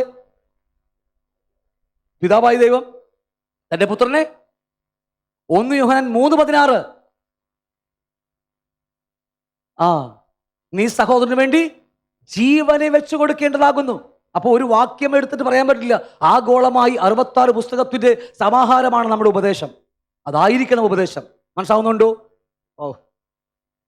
കണ്ണൊക്കെ വാടി തുടങ്ങിയൊക്കെ. ഓക്കെ, ഇത്രയും ക്ലിയർ ആണോ? അപ്പൊ അതുകൊണ്ട് ചില വാക്കുകൾ പച്ചന എഴുതി വെച്ചിരിക്കുമ്പോൾ നമുക്ക് ഒന്നും മനസ്സിലാകത്തില്ല. അതിനല്ല അർത്ഥം നമ്മളെക്കാൾ ഏറെ അപ്പുറമുണ്ട്. അപ്പൊ അതുകൊണ്ട് ഞാൻ സഹോദരനെ നേടുവാൻ വേണ്ടിയായിരിക്കണം പോകേണ്ടത്. അങ്ങനെയാണോ? നമ്മുടെ ഭാഗം ക്ലിയർ ചെയ്യാൻ വേണ്ടിയല്ല. ഇപ്പോൾ ഞാനും ബേബി ബ്രദർ പ്രശ്നം ഉണ്ടായാൽ ഞാൻ ചെല്ലുന്നത് ഞാൻ അങ്ങനെ ചെയ്തിട്ടില്ല ബ്രദറെ. ആദ്യം പറയുന്ന വാക്ക് അങ്ങനെയാ, ഞാനല്ല, ഞാൻ വന്നുകൊണ്ടിരിക്കുകയായിരുന്നു. അപ്പോഴാ ബ്രദർ ഇങ്ങനെ പറഞ്ഞത്. അവിടെ ആരാ നീതിമാനാകുന്നത്? അപ്പോൾ നമ്മൾ ചെല്ലുന്നത് നമ്മുടെ നീതിയെ പ്രദർശിപ്പിക്കാൻ വേണ്ടിയാ. നമ്മൾ എന്തിനാ പോകേണ്ടത്? 10 രൂപയുടെ വിസിൽ മേടിച്ചിരിക്കുന്നത് നല്ലതായിരുന്നു. അല്ല, നമ്മൾ എന്തിനാ പോകേണ്ടത്? അവനെ നേടുവാൻ വേണ്ടിയായിരിക്കണം. ആണോ? അതെ, അതായിരിക്കണം നമ്മുടെ മുൻതൂക്കം. ഓക്കെ, പഴയ നിയമം പഠിച്ചാൽ ലേവ്യ 19:17 പഠിച്ചാൽ സഹോദരനെ നിന്റെ ഹൃദയത്തിൽ ദ്വേഷിക്കരുത്. കൂട്ടുകാരന്റെ പാപം നിന്റെ മേൽ വരാതിരിപ്പാൻ അവനെ താല്പര്യമായി ശാസിക്കണം, അവനെ നേടുവാൻ ശാസിക്കണം. ബാക്കിയല്ലേ? അങ്ങനെയാണോ? നമ്മൾ ഒരാൾ വഴക്ക് പറയുന്നത്, സഭയ്ക്കകത്തൊരു ദൈവദാസ നിലയിൽ വഴക്ക് പറയുന്നത് നേടുവാൻ വേണ്ടിയാ. അങ്ങനെയല്ലേ? അതാ പഴയ നിയമത്തിൽ വാക്യമുണ്ട്, സഹോദരൻ നിന്റെ ഹൃദയത്തിൽ ദ്വേഷിക്കരുത്, കൂട്ടുകാരന്റെ പാപം നിന്റെ മേൽ വരാതിരിപ്പാൻ. പാപം ആര്? അവന്റെ പാപമാണ് എൻ്റെ മേൽ വന്ന് എന്നെ അടിമയാക്കുകയാ. കർത്താവ് പറഞ്ഞില്ലേ? എന്താ കർത്താവ് പറഞ്ഞത്? പാപത്തെയും പാപിയും തമ്മിൽ വേർതിരിച്ച് നമ്മൾ പഠിക്കണം, കാണാൻ പഠിക്കണം. ഒരു വാളൽ ചെയ്യുമ്പോൾ പാപത്തെയും അവന്റെ പാപത്തെയും വ്യക്തിയും തമ്മിൽ വേർതിരിക്കണം. 2, അവന്റെ പാപം ഒരിക്കലും എൻ്റെ ഹൃദയത്തിൽ വരരുത്. എൻ്റെ ഹൃദയത്തിൽ ഇരുന്നാൽ അവന്റെ വണ്ണമുള്ള തൂക്കം അവനെ തന്നെ ഞാൻ ചുമക്കുകയാണ്. മനസ്സിലാവുന്നുണ്ടോ? ക്ലിയറാണോ? 3, അവനെ ഉപയോഗിക്കുന്ന പിശാചിനെ കാണുക, അവന്റെ അപ്പുറത്തുള്ള പിശാചിനെ കാണാൻ പഠിക്കണം. ഇപ്പൊ ചോദ്യമുണ്ട്, അങ്ങനെയാണെങ്കിൽ വീട്ടിൽ പ്രശ്നം ഉണ്ടാകുമ്പോൾ പിശാച് എന്ന് പറഞ്ഞാൽ പോരെ? വല്ലതും കുറയും അല്ലേ? വീട്ടിൽ ഭാര്യയും ഭർത്താവും പ്രശ്നമുണ്ടായാൽ അത് ഞാൻ ഭാര്യ നോക്കിയല്ല, ഭാര്യയുടെ പുറകിലിരിക്കുന്ന പിശാചിനെ പറഞ്ഞെന്ന് പറഞ്ഞിട്ട് അടി കിട്ടിയിട്ട് കാര്യമില്ല. എൻ്റെ അടുത്ത് തോന്നിട്ട് യാതൊരു കാര്യമില്ല. പരിജ്ഞാനത്തോടെ ഇടപെടുക. മനസ്സിലായി ഇല്ലയോ? എന്നിട്ട് ഇങ്ങനത്തെ വിഷയങ്ങളൊക്കെ ഒരുപാട് കൈകാര്യം ചെയ്തുകൊണ്ടാണ് പറയുന്നത്. അത് ഞാൻ എന്നെ പിശാചെന്ന് വിളിച്ച് അതിയാമെന്ന് പറയുക, പാസ്റ്റർ ഞാനത് വിളിച്ചത് അതുകൊണ്ടല്ല, അവളുടെ പുറകിൽ പാസ്റ്റർ പഠിപ്പിച്ചിട്ടില്ലേ, അവളുടെ പുറകിൽ വ്യാപരിക്കുന്ന പിശാചിനെ പിശാചെന്ന് പറയുക. ഞാൻ അത്രയേ പറഞ്ഞുള്ളൂ.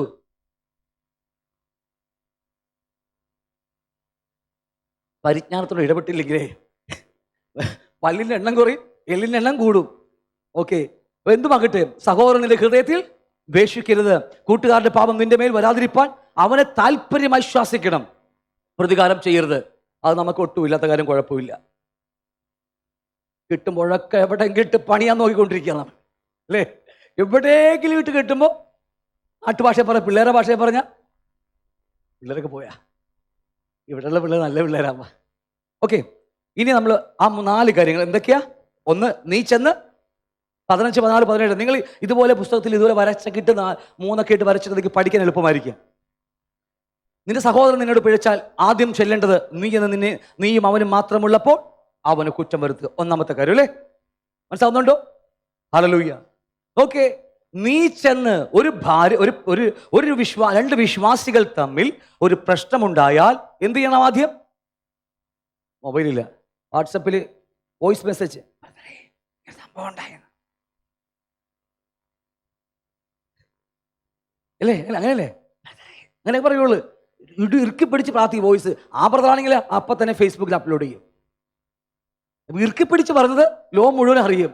അതുകൊണ്ട് നീ ചെന്ന് നീയും അവനും മാത്രമുള്ളപ്പോൾ അവന് കുറ്റം വരുത്തുക. നമുക്ക് ഈ പരിപാടി ലെവലേശം അറിയത്തില്ല, ആണോ? എല്ലാവരും വിശുദ്ധന്മാരായതുകൊണ്ട് കുഴപ്പമില്ല, അല്ലേ? അപ്പൊ ഒന്ന്, നീ എന്ത് ചെയ്യണം? നീ ചെന്ന് നീയും അവനും മാത്രമുള്ളപ്പോൾ കുറ്റം അവന് ബോധ്യം വരുത്തുക. ഇതാണ് യഥാർത്ഥമായ ക്രിസ്തീയത്തിന് ഒന്നാമത്തെ പടി. നിങ്ങൾക്ക് ആരോടെങ്കിലും അല്ലെങ്കിൽ അവർക്ക് നിങ്ങളോട് ആരോടെങ്കിലും ഒരു പ്രശ്നം വന്നാൽ എന്താ ചെയ്യേണ്ടത്? ആദ്യം പറ. ആദ്യം എന്ത് ചെയ്യണം? ഒന്ന് കേൾക്കട്ടെ പറയുന്നത്. ആദ്യമായി എന്ത് ചെയ്യണം? ഫേസ്ബുക്കിലിടുവോ? നീയും അവനും ഉള്ളപ്പോൾ അവന് കുറ്റം ബോധ്യപ്പെടുത്തുകയാ. നീ ചെയ്ത തെറ്റാണെന്ന് അവന് സ്നേഹത്തിൽ ബോധ്യപ്പെടുത്തുകയാ. ഞാൻ പറയും, അവൾ പോയി നീ എന്താടാ ചെയ്യുന്നൊക്കെ പറഞ്ഞാൽ അവന് ബോധം വരുമോ?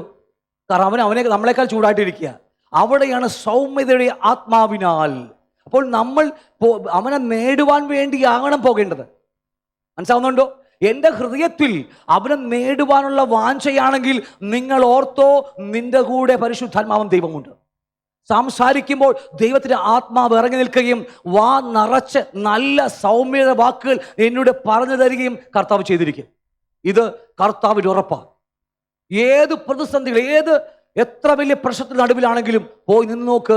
ഈ ഒരു മനോഭാവത്തോടുകൂടിയാണെങ്കിൽ ദൈവത്തിൻ്റെ ആത്മാവിൻ്റെ പ്രവൃത്തി നല്ലവണ്ണം കാണാൻ കഴിയും. ആണോ? ഓർഡർ തെറ്റിക്കരുത്. ഒന്നാമത്, ഞാനും ആ വ്യക്തിയും അവനും മാത്രമുള്ളപ്പോൾ അവന് ബോധം വരുത്തുക എന്ന് പറഞ്ഞാൽ അവരെ തെറ്റുകളെ സ്നേഹത്തോടെ അവതരിപ്പിക്കുക. ഞാൻ നീതിമാനാണെന്ന് പറഞ്ഞിട്ടല്ല, അവനെ ബോധം വരുത്താൻ വേണ്ടി ചെല്ലേണ്ടത് നമ്മളല്ലേ. 1 പത്രോസ് 4:8 വായിച്ച്.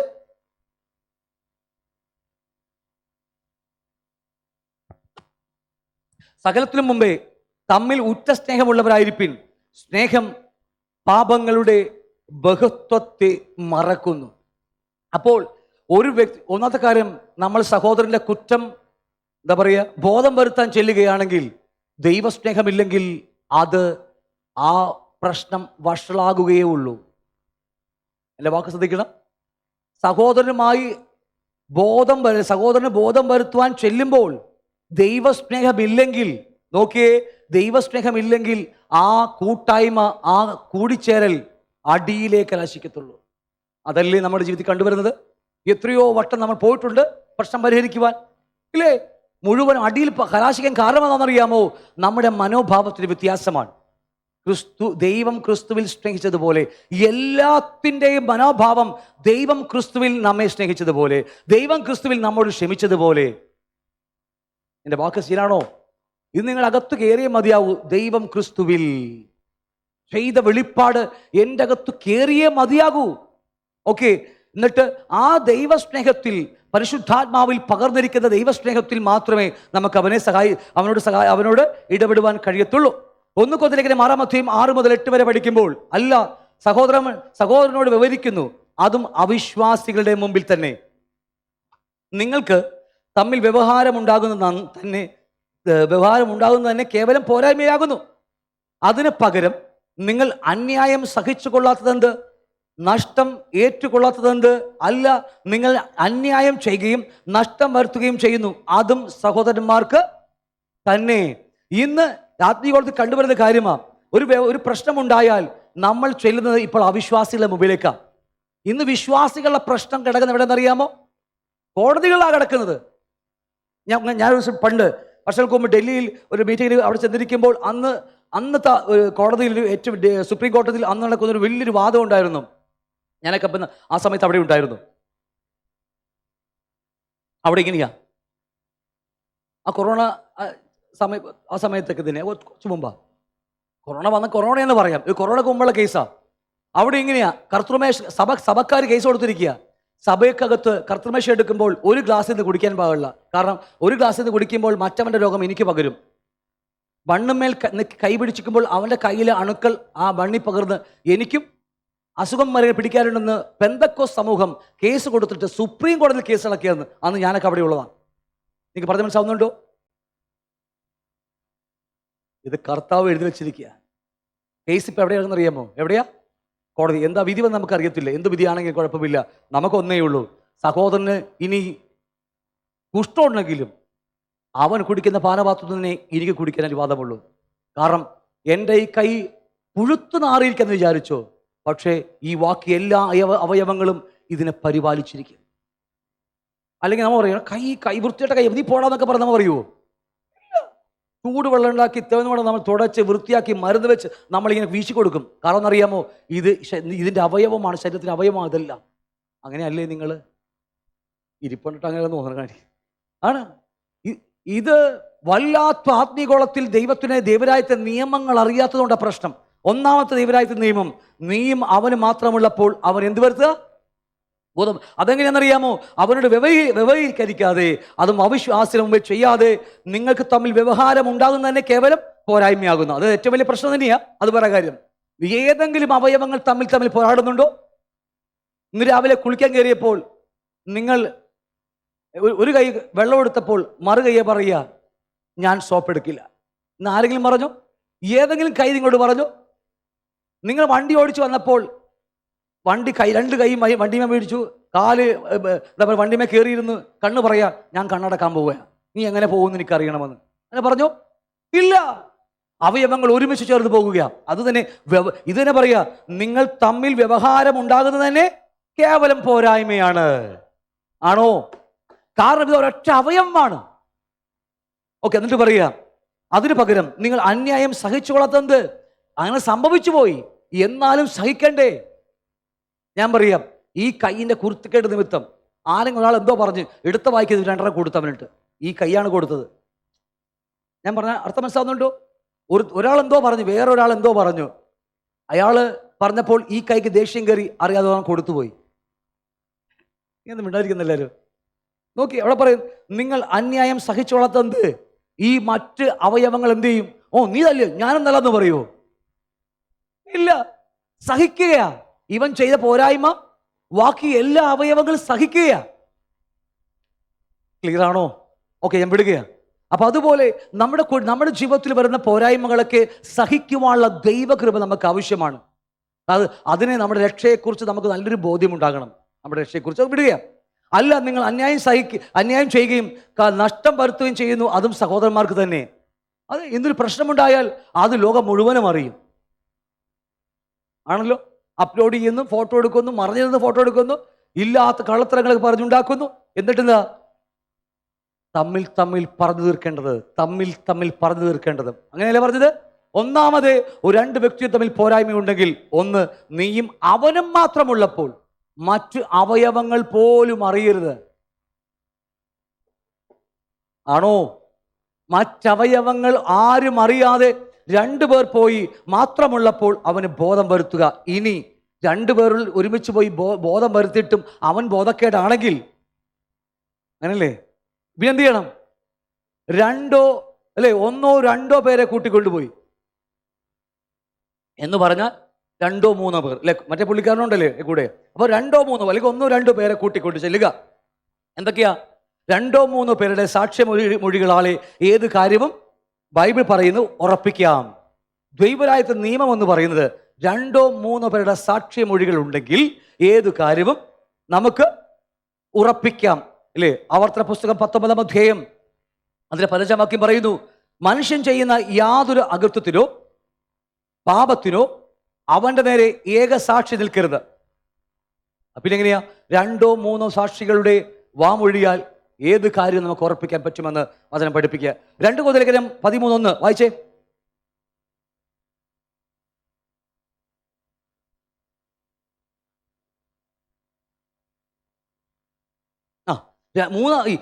ഈ മൂന്നാം പ്രാവശ്യം ഞാൻ നിങ്ങളുടെ അടുക്കൽ വരുന്നു, 2-3 സാക്ഷികളെ വായ വഴിയാൽ ഏത് കാര്യം ഉറപ്പിക്കാമെന്ന് പൗലോസ് വീണ്ടും പുതിയ നിയമത്തിൽ എടുത്തു പറയുകയാണ്. മനസ്സിലാവുന്നുണ്ടോ? ഇനി ഞാനും ഒരു ബ്രദറുമായി പ്രശ്നമുണ്ടെങ്കിൽ ഞാൻ പരിഹരിക്കാൻ പോകുമ്പോൾ ഒന്നോ രണ്ടോ പേരെ കൂട്ടിക്കൊണ്ട് പോകുമ്പോൾ ഞാൻ പൊറോട്ട മേടിച്ചുകൊണ്ടാണ് കൊണ്ടുപോകണത്. കാരണം എൻ്റെ ഭാഗത്ത് നിൽക്കുമെന്നാ പറഞ്ഞത്. നമ്മളെന്താ പറയണത്? നീ എൻ്റെ ഭാഗത്ത്. അങ്ങനെയുള്ളവരെ കൊണ്ടുപോകുള്ളൂ നമ്മൾ. നമ്മുടെ കൂടെ നിൽക്കുന്നവര്. ഇല്ലെങ്കിൽ പോകുമ്പോൾ തന്നെ നമുക്ക് സ്പോൺസർ കൊടുക്കും. നീ വൈകിട്ട് നമുക്ക് അവിടെ കൂടാം, തന്തൂരി ചിക്കൻ അടിക്കാം നമുക്ക്, അല്ലേ? നമുക്ക് അവനെ മാക്സിമം പ്രലോഭിപ്പിച്ച് മോഹിപ്പിച്ചതാണ് കൊണ്ടുപോകുന്നത്. അവന്റെ ഏതെങ്കിലും കൂട്ടുകാരെ വിളിച്ചിട്ടു അവന്റെ അത് പോകൂല നമ്മളല്ലേ? ഞാൻ സത്യം പറഞ്ഞതാ. ഓക്കെ, എന്തുമാകട്ടെ, 2-3 പേരുടെ സാക്ഷ്യമൊഴി ഏത് കാര്യങ്ങളും ഉറപ്പിക്കാം. എന്നിട്ടും പ്രശ്നം പരിഹരിക്കുന്നില്ല. ആദ്യം ഞാൻ ഒറ്റക്ക് പോയി പറഞ്ഞു, അല്ലേ? പിന്നെ 2-3 പേർ ഒരുമിച്ച് കൂടി, അല്ലേ? 1-2 പേർ ഒരുമിച്ച് വീണ്ടും പോയി ആ മൂപ്പന്മാരുടെയൊക്കെ മുമ്പേ പോയി സംസാരിച്ച് നോക്കി. എന്നിട്ടും, അല്ലേ, ഞാൻ പിടിച്ച മുയലിന് 3 കൊമ്പെന്ന് പറഞ്ഞ പോലെ വീണ്ടും പോകുമ്പോൾ അടുത്തതെന്താ? സഭയോട് അറിയിക്കുക. മൂന്നാമതാണ് സഭ അറിയേണ്ടത്. ഓക്കെ, ആദ്യം ചെയ്യേണ്ടത്, 2 വിശ്വാസികൾ തമ്മിൽ പ്രശ്നമുണ്ടായ അവനും നീയും മാത്രമുള്ളപ്പോൾ പോയി അവന് ബോധം വരുത്തുകയാണ്, പാപത്തെക്കുറിച്ച് ബോധം വരുത്തുകയാണ്, അല്ലാതെ നമ്മുടെ ഭാഗം ക്ലിയർ ചെയ്യാൻ വേണ്ടിയല്ല.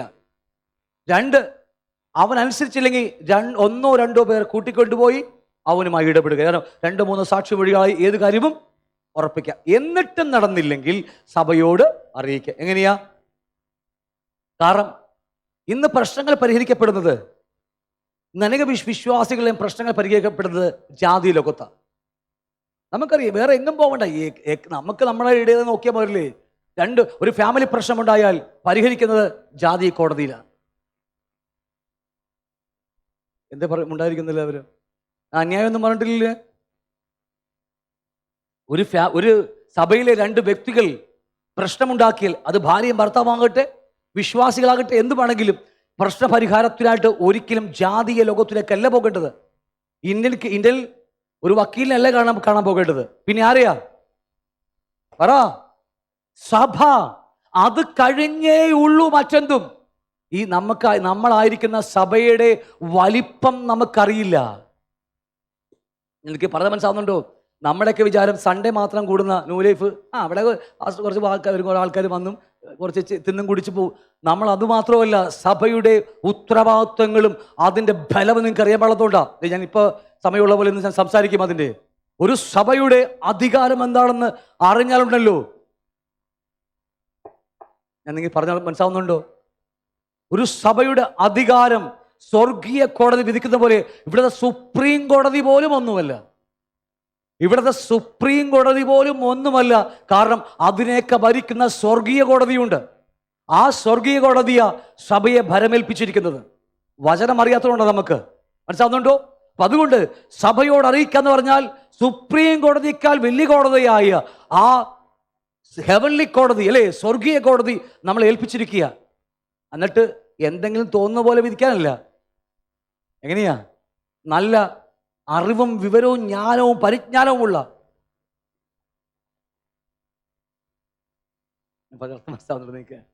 നല്ല സഭവിശ്വാസി, നല്ല മൂപ്പന്മാരും നല്ല വിശ്വാസികളുമായിട്ട് എന്നിട്ട് പറയാ 1 കൊരിന്ത്യർ 6-ാം അധ്യായം 1 മുതൽ 6 വരെ വായിച്ചേ.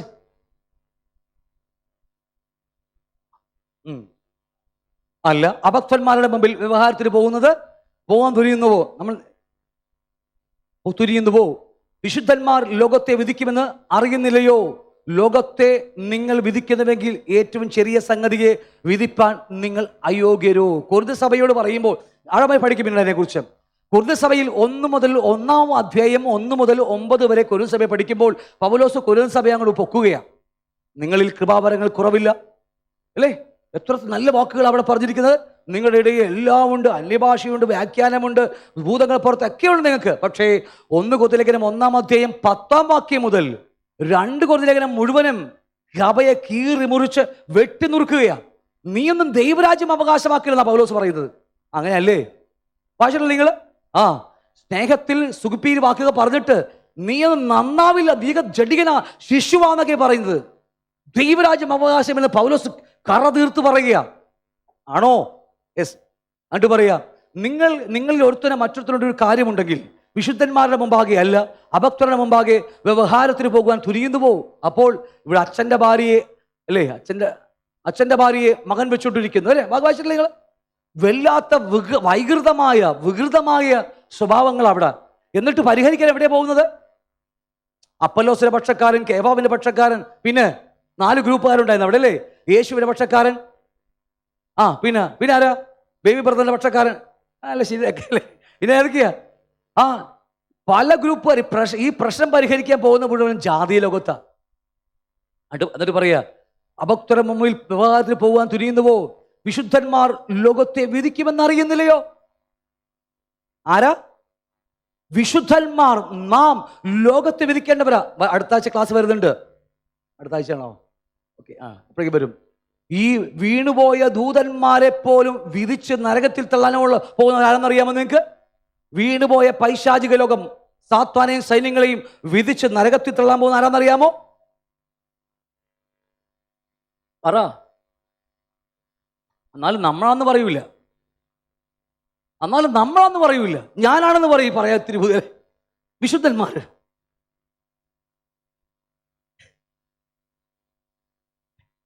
ദൈവം നമ്മളെയാ വിളിച്ചിരിക്കുന്നത്. നിങ്ങളുടെ അധികാരങ്ങളും നിങ്ങൾ ആരാണെന്ന് നിങ്ങൾ അറിഞ്ഞാൽ മതി. വേദപുസ്തകം അതാ പഠിച്ചു നോക്കിയേ. നമ്മുടെ അധികാരങ്ങൾ നമ്മൾ തിരിച്ചറിയുമ്പോൾ വാക്കിന് മുമ്പിൽ ഒരുത്തൻ പോലും നിൽക്കത്തില്ല, നിവർന്ന് നിൽക്കത്തില്ല. അതൊക്കെ മനസ്സിലാവുന്നുണ്ട്? എന്നിട്ട് പറയാ, വിശുദ്ധന്മാർ ലോകത്തെ വിധിക്കുമെന്ന് നിങ്ങൾ അറിയുന്നില്ലയോ? ലോകത്തെ നിങ്ങൾ വിധിക്കുന്നുവെങ്കിൽ ഈ ചെറിയ ചെറിയ കാര്യങ്ങൾ. എന്താ പാസ്റ്ററെ, ഇയാളെന്റെ വചനം ബൈബിൾ എടുത്തിട്ട് പോയിട്ട് ഇന്ന് കുറെ ദിവസമായി തന്നിട്ടില്ല, ഇതെന്തൊക്കെയാ അല്ലേ? ഞാനിരിക്കുന്ന സീറ്റിൽ ഈ ആഴ്ച വേറെ ആരെങ്കിലും ബ്രദർ കയറിയിരിക്കുക, അതെന്താ പാസ്റ്റർ അങ്ങനെ? ചെറിയ ചെറിയ കാര്യങ്ങൾ. എനിക്ക് പറഞ്ഞ മനസ്സിലാകുന്നുണ്ടോ? ലോകത്തെ വിധിച്ച് തള്ളേണ്ടവർ, സാത്താനെയും സൈന്യയും വിധിച്ച് നരകത്തിൽ തള്ളേണ്ട ഈ നമ്മൾ ഇന്ന് രാജീവിന്റെ കുട്ടികൾ പഠിക്കുന്ന നേക്കറി സ്കൂളിലെ പിള്ളേര് പറയണ പോലെ ടീച്ചറെ ഇതെടുത്തിരിക്കുന്നു. ഞാൻ തമാശയാണോ പറഞ്ഞത്? അല്ലല്ലോ, സത്യമല്ലേ? നമ്മൾ ആരാ? ദൈവത്തിലെ വിശുദ്ധന്മാർ, ലോകത്തെ വിധിക്കാൻ പോകേണ്ടവർ. നാം വചനം ഞാൻ ക്ലാസ് തുടങ്ങിയിട്ടില്ല, തുടങ്ങാൻ പോകുന്നതേ ഉള്ളൂ വരുന്ന ആളുകളിലൊക്കെ. ഈ 1 വർഷം ചെറിയ ബാലപാഠങ്ങൾ, നേക്കറി ക്ലാസ്സുകൾ പഠിക്കുന്ന നമ്മളൊക്കെ, നേക്കറി ക്ലാസ്സുകൾ. കുഴപ്പമില്ലല്ലോ. ഞാൻ പറയുന്ന കാര്യങ്ങൾ, നമ്മൾ ആരെന്നുള്ള വെളിപ്പാടുകൾ നമ്മളെ ആള് മാറിയവനാക്കി മാറ്റും. എന്റെ ബുദ്ധിമുട്ട്, നിങ്ങൾ അത്യുന്നതനായ ദൈവത്തിന്റെ മക്കളാ. മരണത്തെ ജയിച്ചെഴുന്നേക്കാൻ കഴിവുള്ളവന്റെ ആത്മാവ് നിങ്ങളുടെ അകത്ത് വസിക്കുന്നത്. ഈ ചെറിയ ചെറിയ കാര്യങ്ങൾക്ക് വേണ്ടി ഞോണ്ടി എന്നെ ഇക്കിളി നല്ല പറയാ, കൊഞ്ഞനം കാണിക്കുന്നു, ഞാൻ കൊഞ്ഞനം കാണിക്കുന്നു. ഇതൊക്കെ എന്ത്? നമ്മുടെ യൂട്യൂബ് മെസ്സേജിനടി താഴെ കൊണ്ട് കമന്റ്, പ്ലാസ്റ്റർ തനിക്ക് വല്ല ജോലിക്ക് പോകാൻ പാടില്ലേ? ഞാൻ പറഞ്ഞ് ഇതിനേക്കാൾ വലിയ ജോലി വിട്ടിറങ്ങി വരാൻ ഞാൻ. വീഗാർഡ് കൊച്ചൗസേപ്പിന്റെ പ്ലാൻ ഒരു കാലഘട്ടത്തിൽ ഞാൻ വരച്ചതാ. എൻ്റെ ഫാദർ കൊച്ചിൻ കോർപ്പറേഷനിലെ ഹെൽത്ത് ഡിപ്പാർട്ട്മെന്റിലായിരുന്നു. അന്ന് എറണാകുളത്തെ എല്ലാ കടകളിലെ ലൈസൻസിന്റെ പ്ലാൻ ഞാനാ വരച്ചിരുന്നത്. ഞാൻ ഈ മാർഗം വിട്ടിരുന്നെങ്കിൽ എറണാകുളത്തെ നമ്പർ 1 കോടീശ്വരനായിരുന്നേ. ഞാൻ തമാശ പറഞ്ഞതല്ലേ നിങ്ങളോട്. വീഗാർഡ് കൊച്ചൗസേപ്പ് എൻ്റെ വീട്ടിൽ വന്ന് പാമ്പ് മരിച്ചിട്ട് പോയത് പണ്ട് വർഷങ്ങൾക്ക് മുമ്പ്. അതൊക്കെ വിട്ടറിഞ്ഞ് ഈ മാർഗത്തിൽ വരണമെങ്കിൽ ഈ മാർഗം എന്താണെന്നും അതിന്റെ വലിപ്പം എന്താണെന്നും നല്ലവണ്ണം അറിഞ്ഞിട്ടാ. പണത്തിനു വേണ്ടിയല്ല ഈ വന്നിരിക്കുന്നത്. അതൊക്കെ മനസ്സിലാവുന്നുണ്ടത്. അതൊക്കെ വലിച്ചെറിഞ്ഞ് ചപ്പും ചവറുമായി എറിഞ്ഞ് വന്നത് ആ നിത്യജീവനും നമുക്ക് ലഭിക്കാൻ പോകുന്ന അവകാശങ്ങളും വാക്തത്വങ്ങൾ നല്ലവണ്ണം കണ്ടുകൊണ്ടത് തന്നെയാണ്. അതൊക്കെ മനസ്സിലാവുന്നുണ്ടോ? അതുകൊണ്ട് ചെറിയ കാര്യങ്ങളൊക്കെ നമ്മുടെ ജീവിതത്തിൽ വന്ന് ചപ്പും ചവറുമായി വലിച്ചെറിയ നമ്മൾ കളയത്തുള്ളൂ. അതൊന്നും ഇതിനകത്തേക്ക് കയറത്തില്ല. അതൊക്കെ മനസ്സിലാവുന്നുണ്ട്? ഓക്കെ. എന്നിട്ട് പറയുക, വിശുദ്ധന്മാർ ലോകത്തെ വിധിക്കുമെന്ന് അറിയുന്നില്ലയോ? ലോകത്തെ നിങ്ങൾ വിധിക്കുന്നുവെങ്കിൽ ഏറ്റവും ചെറിയ സംഗതികളെ വിധിപ്പാൻ നിങ്ങൾ അയോഗ്യരോ? സഭക്കകത്ത് കിടക്കുന്ന ചെറിയ കാര്യങ്ങളെ വിധിക്കാനില്ല. നമ്മളറിയാം, അങ്ങനെ വിട്ടേക്ക്, അങ്ങനെ വിടാൻ പറ്റില്ല. ഒരു പ്രശ്നമുണ്ടായാൽ നമ്മളെന്ത് പറയും? അങ്ങ് പോട്ടെ, ദൈവസഭക്ക് വിടാൻ അനുവാദമില്ല. ഹല്ലേലൂയ. അതിന് ബോധം വരുത്ത വാക്യം വായിച്ചോ, ബോധം വരുത്തേണ്ട ഉത്തരവാദിത്വം എനിക്കുണ്ട്, ദൈവദാസന്മാർക്ക്. അല്ലെങ്കിൽ വഴക്കിടുന്ന 2 പേർക്കുമുണ്ട്. എല്ലാം കണ്ണടച്ച് കളയുവാൻ നമുക്ക് കഴിയില്ല. ഇത് ദൈവസഭയാണ്. പറഞ്ഞ മനസ്സിലാവുന്നുണ്ടോ? അതുകൊണ്ട് നമുക്ക് വിധിക്കുവാൻ വായി തോന്നുന്ന വിളിച്ചു പറയാനില്ല, കണ്ണ് ഇറുക്കി പിടിച്ചിട്ട് ഒരു പണി അങ്ങോട്ട് അങ്ങനെ പറയാനില്ല. വേദപുസ്തക പ്രകാരം, വചനപ്രകാരം നാം വിധിക്കുവാൻ അറിവുള്ളവരായിരിക്കണം. ഇത് അറിവില്ലാത്തതുകൊണ്ടാണ് നമ്മളൊന്നും ചെയ്യാതിരിക്കുന്നത്. പോട്ടെ പോട്ടെ, അറിവുണ്ടാകണം നമുക്ക്. എന്തേ മിണ്ടാതിരിക്കുന്നത് നിങ്ങൾ? മറിച്ച് മനസ്സിലാവുന്നുണ്ടോ? ഈ പരിജ്ഞാനം നമ്മൾക്ക് നമ്മുടെ ജീവിതത്തിൽ പ്രാപിക്കും. ഈ കുത്തിയിരുന്ന് ബൈബിൾ വായിക്കുക, പഠിക്കുക, ദൈവത്തിൻ്റെ മനസ്സ് പഠിക്കുക. ഒരു വലിയൊരു സിംഹാസനം തരിക നമുക്ക് വായിച്ച് നടത്തുവാൻ. ഇവിടെ ഒരു കളക്ടർക്ക് ഭരിക്കണമെങ്കിൽ 10ാം ക്ലാസ് പഠിച്ച ഏതെങ്കിലും കളക്ടർമാർ ഇവിടെ എവിടെയെങ്കിലും ഉണ്ടോ? 10ാം ക്ലാസ് അല്ലെങ്കിൽ 6ാം ക്ലാസ് പഠിച്ച് തോറ്റ് തൊപ്പിയിട്ട് മീൻകച്ചവടം നടത്തിയ, മീൻകച്ചവടം കുറവാന്ന് പറഞ്ഞുകൊണ്ടല്ലോ കേട്ടോ, ഞാൻ എക്സാമ്പിൾ പറയാൻ വേണ്ടിയാ. ഏതെങ്കിലും അങ്ങനത്തെ ഒരുത്തൻ കളക്ടറായിട്ടുണ്ടോ? എന്നാൽ ദൈവസഭക്കകത്തുണ്ട്. ഇന്ത്യൻ നിയമപ്രകാരം ഒരു കളക്ടറാകണമെങ്കിൽ അറ്റ്ലീസ്റ്റ് IAS മുഴുവനും പഠിച്ചിരിക്കണം. തോറ്റവർക്കും കിട്ടത്തില്ല അല്ലെ? പഠിച്ചിരിക്കണം, അങ്ങനെയല്ലേ? പക്ഷെ സഭക്കകത്തുണ്ടല്ലോ 6ാം ക്ലാസ് തോറ്റ കളക്ടർമാരുണ്ട്. ഒന്നും മിണ്ടുന്നില്ല നിങ്ങൾ. ഞാൻ ഈ സഭയെക്കുറിച്ചല്ല, ആഗോളമായ സഭയെക്കുറിച്ച് പറഞ്ഞതാ. മനസ്സിലാക്കായ സ്തോത്രം, ഇല്ലാത്തവർക്ക് സ്തോത്രം. ഓക്കെ, എന്തുമാകട്ടെ. എന്നിട്ട് പറയാ, നിങ്ങൾ ചെറിയ സംഗതിയെ വിധിപ്പാൻ നിങ്ങൾ അയോഗ്യരോ? നാം ദൂതന്മാരെ വിധിക്കുമെന്ന് നിങ്ങൾ അറിയുന്നില്ലയോ? ഓക്കെ, വീണുപോയ പിശാചുക്കൾ. ദാനിയേലിന്റെ പ്രവചനപുസ്തകം പഠിച്ചാൽ, എസെക്കിയേൽ പഠിച്ചാൽ അവിടെ പറയുന്നു, നീ പിശാചിനെ കുറിച്ച് പറയുമ്പോൾ നീ ദാനിയേലിലും ജ്ഞാനിയല്ലോ. 1 Corinthians 3-ാം അധ്യായം പഠിക്കുമ്പോൾ അവിടെ കാണാൻ കഴിയുന്നു, അശക്തനായല്ലേ, ശക്തനായവനെ തകർക്കുവാൻ ബലഹീനമായ നമ്മെ. അവ ശക്തനാണ്. അത്രയും വലിയ ദൂതനെയൊക്കെ വിധിച്ച് നരകത്തിൽ തള്ളുവാൻ തക്കവണ്ണം നമുക്ക് എവിടെ നിന്ന് കിട്ടി ഈ പ്രാഗൽഭ്യം? ദൈവരാജ്യത്തെ നിയമങ്ങളാണ്. ഈ നിയമങ്ങളാണ് നമ്മളെ ശക്തനാക്കുന്നത്. ഒരിക്കൽ യേശുവിനോട് ശിഷ്യന്മാരിങ്ങനെ പറഞ്ഞു, നാട്ടുകാരിങ്ങനെ പറഞ്ഞില്ലേ, അവൻ എവിടെ നിന്ന് കിട്ടിയ അധികാരം? അവന്റെ വാക്കിന്മേൽ ഭൂതങ്ങൾ പോലും വിട്ടുപോകുന്നു. കേട്ടിട്ടുണ്ടോ? നിങ്ങൾ വായിച്ചിട്ട് മാർക്കോസിലൊക്കെ പഠിപ്പിക്കുന്നുണ്ട് അല്ലേ? ഇല്ലേ? അവൻ എവിടെ നിന്ന് കിട്ടിയ അധികാരം? എവിടെ നിന്ന് കിട്ടിയ അധികാരം? യേശുവിന് PTH പഠിച്ചതുകൊണ്ടാണ്. ആണോ? അല്ല, സ്വർഗം കൊടുക്കുന്ന അധികാരമാണ്. അതെവിടെ നിന്ന് കിട്ടി? വചനത്തിൽ നിന്ന്. നിങ്ങളുടെ അകത്ത് വചനം അക്ഷരികമായി വസിക്കുന്നുവെങ്കിൽ നിങ്ങൾ അധികാരിയാണ്. നിങ്ങളുടെ മുമ്പിൽ വരുന്ന ഏത് പ്രശ്നങ്ങളെയും പരിഹരിക്കുവാൻ നിങ്ങൾക്ക് കഴിയും. ഞാൻ പറഞ്ഞ് മനസ്സിലാവുന്നുണ്ടോ? ഇല്ലെങ്കിൽ തിരിച്ചു തള്ളും നമ്മൾ. ഇല്ലെങ്കിൽ പ്രശ്നക്കാരെതിരെ വരുമ്പോൾ നമ്മൾ ആ വഴി കൂടി പോകും. ഞാൻ പറഞ്ഞ മനസ്സിലായോ നിങ്ങൾക്ക്? ഇവിടെ നടക്കുന്ന കാര്യമാണ് പറയുന്നത്. പ്രശ്നക്കാർ ഈ വഴി കൂടി വരുമ്പോൾ നമ്മൾ ആ വഴി കൂടി പോകും. കാരണം നമുക്ക് അകം ശൂന്യമാണ്. നമ്മുടെയൊക്കെ അകം ശൂന്യമാണ്. അധികാരത്തോടെ വിധിക്കുവാൻ, അധികാരത്തോടെ ബോധം വരുത്തുവാൻ നമുക്ക് കഴിയാത്തത് വചനം നമ്മുടെ അകത്തില്ലാത്തത് കൊണ്ടാണ്. ആണോ? ഓക്കെ, എന്തുമാകട്ടെ, നമ്മൾ വീണുപോയ ദൂതന്മാരെ വിധിക്കുവാൻ നിങ്ങൾ അറിയുന്നില്ലയോ? അറിയുന്നോ? അറിയുന്നില്ലേ? അറിയാം, 5 മണിക്ക് നിർത്തും. അതിനു മുമ്പ് സ്നാക്സും ചായയും കിട്ടും, നമുക്കറിയാം അല്ലേ? എന്തുമാകട്ടെ, എന്നിട്ട് പറയാ, നിങ്ങൾ അറിയുന്നില്ലയോ ഐഹിക കാര്യങ്ങളെ എത്രയധികം? എന്നാൽ നിങ്ങൾക്ക് ഐഹിക കാര്യങ്ങളെക്കുറിച്ച് വ്യവഹാരമുണ്ടെങ്കിൽ വിധിപ്പാൻ സഭ ഗണ്യമാക്കാതെ ഇരുത്തുന്നുവോ? സഭക്ക് അധികാരമുണ്ട്. ഈ സഭക്കകത്ത് വരുന്ന ഏത് പ്രശ്നങ്ങളെയും പരിഹരിക്കുവാൻ സഭക്ക് അധികാരമുണ്ട്.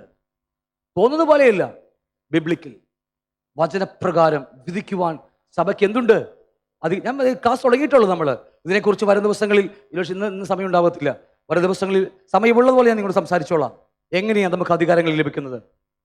നിങ്ങൾക്ക് വാക്യം 5, നിങ്ങൾക്ക് ലജ്ജയായി ഞാൻ ചോദിക്കുന്നു, ഇങ്ങനെ സഹോദരന്മാർക്ക് മധ്യേ കാര്യം തീർപ്പാൻ പ്രാപ്തിയുള്ളൊരു ജ്ഞാനിയും നിങ്ങളുടെ ഇടയില്ലയോ? കേൾക്കുമ്പോൾ ലജ്ജ തോന്നുന്നു നമുക്ക്, അല്ലേ? ഒരു പ്രശ്നം പരിഹരിക്കുവാൻ നമ്മുടെ ഇടയിൽ പ്രാപ്തിയുള്ള ഒരുവൻ പോലും ഇല്ലേ എന്ന് പൗലോസ് കൊരിന്ത്യർ സഭയോട് ചോദിക്കുമ്പോൾ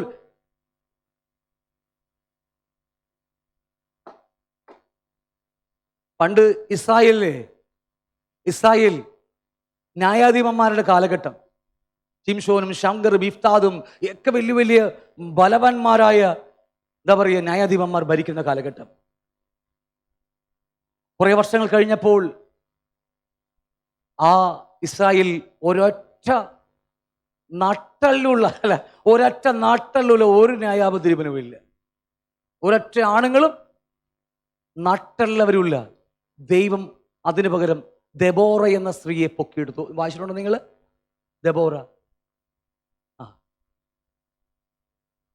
ദെബോറ സ്ത്രീ ആയതുകൊണ്ട് ഞങ്ങൾക്കും ആകാൻ കഴിയുമെന്ന് വിശ്വസിക്കുന്ന ഒരുപാട് ആൾക്കാർ നമ്മുടെ പുറകിൽ വേറെ ആത്മീയകുളത്ത് ഇഷ്ടം പോലെയുണ്ട്. അങ്ങനെയൊന്നും അല്ലത്. അന്ന് ഒരൊറ്റ ആണുങ്ങളും ഇസ്രായേലിൽ ദൈവത്തിൻ്റെ മനസ്സറിഞ്ഞ് നിൽക്കുവാൻ, ചങ്കുറത്ത് നിൽക്കുവാൻ, ഞാൻ പറഞ്ഞ അങ്ങനെ പറഞ്ഞത് മാത്രമേ ഉള്ളൂ, ചങ്കുറ്റമില്ല, ആത്മാവിൻ്റെ നിറവാ, ഇത് പറഞ്ഞത് മാത്രമേ ഉള്ളൂ. ഞാൻ നോക്കിയേ, നിൽക്കുവാൻ ഒരൊറ്റ ആണുങ്ങളും ഉണ്ടായിരുന്നില്ല. മാലാഖി പ്രസംഗം നിങ്ങൾ പഠിക്കുമ്പോൾ നിങ്ങൾ വായിച്ചു കാണുമായിരിക്കും. ആട്ടിൻകുട്ടിയിരിക്കെ പെണ്ണാടിന് നീ എനിക്ക് വേണ്ടി യാഗമർപ്പിച്ചതെന്ത്? ചോദ്യങ്ങൾ വായിച്ചിട്ടുണ്ടോ? അതുകൊണ്ട് യുദ്ധം വന്നപ്പോൾ ദെബോറ പറഞ്ഞു, ആണുങ്ങൾ നിങ്ങൾ പോയി യുദ്ധം ചെയ്യുക, എന്നിട്ട് നിങ്ങൾ മഹത്വം മുഴുവൻ എടുത്തോളാൻ പറഞ്ഞു. ആണുങ്ങൾ പറഞ്ഞു, നീ മുമ്പേ നിൽക്ക്, ഞങ്ങൾ പുറകെ നിൽക്കാം. അവൾ പറഞ്ഞു, നിങ്ങൾക്ക് മഹത്വം പോകും, എനിക്ക് മഹത്വം കിട്ടും, എന്നാലും കുഴപ്പമില്ല, ഞങ്ങൾ പുറകെ വന്നേക്കാന്ന്. എന്ത് മിണ്ടാതിരിക്കുന്നു നിങ്ങൾ? കാരണം പ്രശ്നങ്ങൾ തീർക്കുവാൻ, അല്ലേ? നിങ്ങൾക്ക് ലജ്ജക്കായി ഞാൻ ചോദിക്കുന്നു, ഇങ്ങനെ സഹോദരന്മാരുടെ മധ്യേ കാര്യം തീർപ്പാൻ പ്രാപ്തിയുള്ള ഒരു ജ്ഞാനിയും നിങ്ങളുടെ ഇടയില്ലയോ? അല്ല, സഹോദരൻ വിവരിക്കുന്നത് അതും അവിശ്വാസികളുടെ മുമ്പിൽ. ആമേ, ലോകത്തിലേക്ക് ഇറങ്ങിയാൽ മതി, എന്തോരം പ്രശ്നങ്ങൾ. യൂട്യൂബ് നോക്കി അങ്ങോട്ടും ഇങ്ങോട്ടും തല്ലുപിടിക്കല്ലേ, ഫേസ്ബുക്കിൽ അങ്ങോട്ടും ഇങ്ങോട്ടും കമന്റുകളിട്ട് എന്തുവാക്കിയ കാണിച്ചു കൂട്ടുന്നത് വിശ്വാസികൾ തമ്മിൽ. ആണോ സഹോദരങ്ങളെ? ഞാനെ കുറ്റപ്പെടുത്തില്ല, ഈ സത്യങ്ങൾ വിളിച്ചു പറയുക. ഞാൻ കുറ്റപ്പെടുത്തുകയല്ല, സത്യങ്ങൾ വിളിച്ചു പറയുക. ലോകത്തിന് മുമ്പിൽ നിന്ദാപാത്രമായി തീരുകയ, യേശുവിന്റെ നാമം ദുഷിച്ചു കൊണ്ടിരിക്കുക.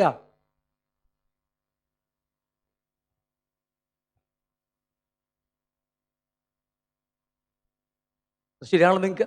ഇവിടെ വചനം പറയുന്നു, നമ്മൾ വായിച്ച വാക്യത്തിൽ വരാം, നമ്മുടെ ഒരു വിശ്വാസികൾ തമ്മിലുള്ള പ്രശ്നം പരിഹരിക്കുവാനായിട്ട് ജാതിയുടെ അടുക്കലേ പോകേണ്ടത്, പിന്നെ സഭയോട് അറിയിക്കുക. അങ്ങനെയാണേ? ഒന്നാമത്തത് എന്താ? നീയും അവനുമുള്ളപ്പോൾ പരിഹരിക്കുക, ബോധം വരുത്തുക. 2, 1 2 പേര് പോയി അവനോട് സംസാരിക്കുക. അതും കൂട്ടാക്കാഞ്ഞാൽ സഭയോട് അറിയിക്കുക.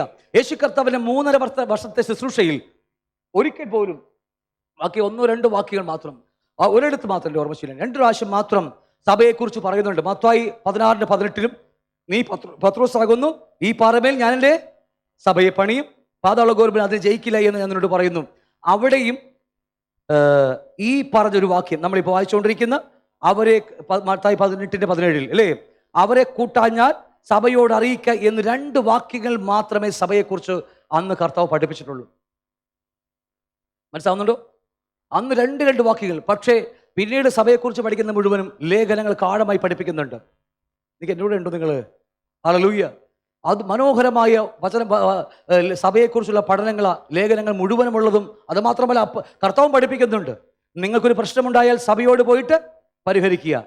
എന്നിട്ടും കൂട്ടാക്കഞ്ഞാൽ, ഒറ്റക്ക് പോയി സംസാരിച്ചു, കൂട്ടായി സംസാരിച്ചു, സഭയോട് സംസാരിച്ചു, എന്നിട്ടും തമ്മിലെ പ്രശ്നങ്ങൾ പരിഹരിച്ചില്ലെങ്കിൽ എന്ത് ചെയ്യണം? സഭ പറഞ്ഞിട്ടും കൂട്ടാക്കുന്നില്ല എങ്കിൽ പുറം ജാതിക്കാരനെ പോലെയും ചുങ്കക്കാരനെ പോലെയും കാണണം. ആണോ? പുറം ജാതിക്കാരനെ പോലെയും ചുങ്കക്കാരനെ പോലെയും കാണുവാൻ വേദപുസ്തകം പഠിപ്പിക്കുക. നിങ്ങൾ ഓർക്കണം, ശത്രുവിനെ സ്നേഹിക്കാൻ പഠിപ്പിച്ച കർത്താവ്, അല്ലേ? ശത്രുവിനെ സ്നേഹിക്കാൻ പഠിപ്പിച്ച കർത്താവ്, അല്ലേ? എല്ലാവരോടും ക്ഷമിക്കാൻ പഠിപ്പിക്കുന്ന കർത്താവ്. പക്ഷേ സഭയെക്കുറിച്ച് പറയുമ്പോൾ സഭ പറഞ്ഞിട്ടും കൂട്ടാക്കുന്നില്ലെങ്കിൽ അവനെ തള്ളിക്കളയുവാൻ, ഇതുകൊണ്ട് സുഖക്കാരനെ പോലും പാപി പുറംജാതിക്കാരനെ പോലും കാണണമെന്ന വേദപുസ്തകം പഠിപ്പിക്കുന്നത്. എന്തേ? അതുകൊണ്ട് കള്ളന്മാർ എന്നുള്ളതറിയാമോ? ഇതുപോലെ പ്രവർത്തിക്കുവാൻ ഒരു ജ്ഞാനിയും നിങ്ങളുടെ ഇടയില്ലെന്ന് ചോദിക്കുമ്പോൾ കള്ളന്മാരുടെയും കൊള്ളുവെപ്പുകാരുടെയും, ഇല്ലേ, സകല എന്താ വാക്കുപറ, അല്ലേ, എല്ലാത്തിൻ്റെയും കേന്ദ്രമായി സഭ മാറിപ്പോയി. എന്താ ഇത് പറ? നല്ല വാക്കുകൾ, പഴയ നിയമത്തിലെ വാക്കുകൾ പഠിച്ചാൽ സഭയെക്കുറിച്ച് വിശ്വാസിയെക്കുറിച്ച് പറയും വേറെ നല്ല വാക്കുകളാണ്. വഷളന്മാരായി തീർന്നിരിക്കുന്നു പഴയ നിയമത്തിൽ പറഞ്ഞിരിക്കും, അല്ലേ? സഭയിൽ വഷളന്മാരായി തീർന്നിരിക്കുക സഭ. കാരണം എന്താണെന്ന് അറിയാമോ? പ്രശ്നങ്ങൾ പരിഹരിക്കാൻ പറ്റുന്നില്ല. എന്നോട് ഉണ്ടോ നിങ്ങൾ? ഹല്ലേലൂയ. പ്രശ്നങ്ങൾ പരിഹരിക്കാനുള്ള ജ്ഞാനിയും സഭക്കകത്തില്ല. അതുപോലെ എന്ത് പറ്റിപ്പോയെന്നറിയാമോ? സഭയിൽ നിറച്ച് മുഴുവനും ഇതുപോലെ എല്ലാ കള്ളത്തരങ്ങളും വഷളത്തരങ്ങളും എല്ലാം നിറഞ്ഞ ഒരു സഭയായി മാറി. അതിനർത്ഥം ഞാൻ വരും ദിവസത്തിൽ പറയും അതിനെക്കുറിച്ച്. ദൈവസാന്നിധ്യം നിലനിൽക്കാൻ കഴിയുന്നില്ല. ദൈവത്തിന് സഭയിലേക്ക് ഇറങ്ങി വരാൻ കഴിയുന്നില്ല. ഈ വേദന നിങ്ങൾക്ക്, ഈ പറഞ്ഞ വാക്കിൻ്റെ അർത്ഥം നിങ്ങൾക്ക് മനസ്സിലായോ എന്ന് എനിക്കറിയില്ല. സ്വർഗത്തിലിരിക്കുന്ന ദൈവത്തിന് ഭൂമിയിലേക്ക് ഇറങ്ങി വരുവാൻ ആകെയുള്ള സ്ഥലം ഇത് മാത്രമേ ഉള്ളൂ. എൻ്റെ വാക്ക് നിങ്ങൾ ശ്രദ്ധിക്കണം. ഞാൻ എപ്പോഴെങ്കിലും അതിനെക്കുറിച്ച് എടുത്തോളാം. അതിനെക്കുറിച്ച് നിങ്ങൾ ഒന്നറിയണം. ഈ വാക്കിൻ്റെ വേദനയും ഈ വാക്കിൻ്റെ നൊമ്പരവും നിങ്ങൾ അറിഞ്ഞേ മതിയാകത്തുള്ളൂ. സ്വർഗത്തിലിരിക്കുന്ന ദൈവത്തിന്, കർത്താവിന് ഈ ഭൂമിയിൽ ഇറങ്ങി വരുവാൻ ഏക സ്ഥലം ഇത് മാത്രമേ ഉള്ളൂ. 2 or 3 പേർ എൻ്റെ നാമത്തിൽ റോട്ടിൽ കൂടിയാലും മരച്ചോട്ടിൽ കൂടിയാലും AC ഹാളിൽ കൂടിയാലും അവിടെ അവൻ ഇറങ്ങി വരണം.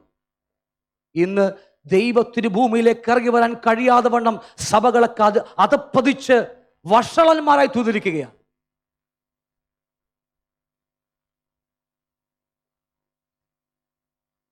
പിന്നെ ആരാധന തീ ഇറങ്ങിയെന്നൊക്കെ പറഞ്ഞാൽ വേറെ നാണ് തീയൊക്കെ ഇറങ്ങിയത്. കേട്ടോ നിങ്ങൾ? അല്ലെ, യൂട്യൂബിലേക്ക് ഇഷ്ടം പോലെ ഉണ്ട്. ഇതൊന്നും മിണ്ടാതിരിക്കുന്നത് ഞാൻ പറയുന്നത് മനസ്സിലാവുന്നുണ്ടോ നിങ്ങൾക്ക്? ദൈവത്തിന് ഭൂമിയിലേക്ക് ഇറങ്ങി വരാൻ കഴിയുന്ന ഏക സ്ഥലം സഭയാ. അതുകൊണ്ട് സഭക്കൊരു തീരുമാനമെടുത്താൽ അത് തീരുമാനമാണ്. അതിനെ വെട്ടിക്കളഞ്ഞാൽ, അതിനെ തിരസ്കരിച്ചാൽ അവൻ ചുങ്കക്കാരനെ പോലെയും പുറം ജാതിക്കാരനെ പോലെ കാണുവാൻ വേദപുസ്തകം പഠിപ്പിക്കുക. അതേ ദൈവം തന്നെ പറയാ ശത്രുക്കളെ സ്നേഹിക്കാൻ. മനസ്സിലായോ? വ്യത്യാസം മനസ്സിലായോ? സഭയുടെ പ്രാധാന്യം മനസ്സിലാവുണ്ടോ നിങ്ങൾക്ക്? ഞാൻ സഭയെക്കുറിച്ച് ഒന്നും പറഞ്ഞിട്ടില്ല നിങ്ങളോട്. ഹല്ലേലൂയ. പക്ഷേ ഈ അർത്ഥങ്ങൾ നിങ്ങൾ മനസ്സിലാക്കണം. അത്രമാത്രം പ്രാധാന്യമാ നമ്മളിൽ കൂടി വരുമ്പോൾ. 2 or 3 പേർ എൻ്റെ നാമത്തിൽ കൂടി വരുന്നിടത്ത്, 2 or 3 പേർ എൻ്റെ നാമത്തിൽ കൂടി വരുന്നിടത്ത്, ഈ വാക്യത്തെ കാണാൻ കഴിയും നിങ്ങൾക്ക്. ഞാൻ അവരുടെ നടുവിലുണ്ട്. ഓക്കെ, അതിനെക്കുറിച്ച് പിന്നീട് വരുമ്പോൾ പഠിച്ചോളാം. ഇത് നിങ്ങൾക്ക് മനസ്സിലായോ? കാരണം കർത്താവിന് സഭയിലേക്ക് ഇറങ്ങി വരാൻ കഴിയുന്നില്ല. കാരണം 1ാമത്തെ കൽപ്പനയും അതിനോട് തുല്യം നിൽക്കുന്ന 2ാമത്തെ കൽപ്പനയും നാം ലംഘിക്കുന്നത് കൊണ്ട് സഭയിലേക്ക് ദൈവസ്ഥാനത്ത് ഇറങ്ങി വരാൻ പറ്റുന്നില്ല. ദൈവ തേജസ് ഇറങ്ങി വരുവാൻ കഴിയുന്നില്ല. ആ നിമിത്തം സഹോദരന്മാർ അല്ലെങ്കിൽ സഭവിശ്വാസികൾ വഷളന്മാരായി തീരുകയാണ്. പാപബോധമുണ്ടാകുന്നില്ല. എന്തേ മിണ്ടാതിരിക്കുന്നത്? ഞാൻ തെറ്റുവല്ലം പറഞ്ഞോ? ഇല്ല. കർത്താവ് ഇറങ്ങി വരുമ്പോഴാ നമുക്ക് മനസ്സാന്തരം ഉണ്ടാകുന്നത്. അവൻ നമ്മുടെ നടുവിൽ വരുമ്പോഴാ നമുക്ക് അനുതാപം ഉണ്ടാകുന്നത്, പാപത്തെക്കുറിച്ച് ബോധ്യമുണ്ടാകുന്നത്. അല്ലേ? അവന് ഇറങ്ങി വരുവാൻ ഒരു ചാൻസ് കൊടുക്കുന്നില്ലെങ്കിൽ പിശാച് ചെയ്ത ഏറ്റവും വലിയ പണിയെന്ന് അറിയാമോ? സഹോദരന്മാർ തമ്മിൽ ഭിന്നിപ്പിച്ചു. എന്നിട്ട് ആ ഭിന്നത പരിഹരിക്കുവാൻ പണ്ടിവിടെ നമുക്ക് മനുഷ്യനെ കുറിച്ച് പഠിപ്പിച്ചപ്പോൾ ഒരു വയലിലുഴുന്ന പോത്തിന്റെ തൊടയിൽ കമ്പി ചുട്ടുപഴപ്പിച്ച് വെച്ച് ഉണങ്ങാൻ സമ്മതിക്കത്തില്ല. കാരണം ഉണങ്ങിയാലുണ്ടല്ലോ തല്ലിയാൽ ഏൽക്കത്തില്ല. അവിടെ പൊട്ടി മുറിവായിരിക്കുമ്പോൾ ഒന്ന് ചുമ്മാ തട്ടിയാൽ മതി, കാള അല്ലെങ്കിൽ പോത്ത് ചാടി ഓടി ഉഴുതുകൊണ്ടിരിക്കും. നിങ്ങൾക്ക് പറഞ്ഞ മനസ്സിലാവുന്നുണ്ടോ? ക്ലിയറാണ് ഞാൻ പറഞ്ഞു വരുന്നത്. ഇതുപോലെ നമ്മുടെ പ്രശ്നം പരിഹരിക്കുവാൻ, ഉണങ്ങുവാൻ അവൻ സമ്മതിക്കത്തില്ല. ഇവിടെ ബൈബിൾ ക്ലാസ്സിൽ വരുന്നവർക്കറിയാം, ആ ക്ലാസ് അത്ര മനോഹരമായ ക്ലാസ്സാണ്. കാരണം വയലിൽ ഒഴുകുന്ന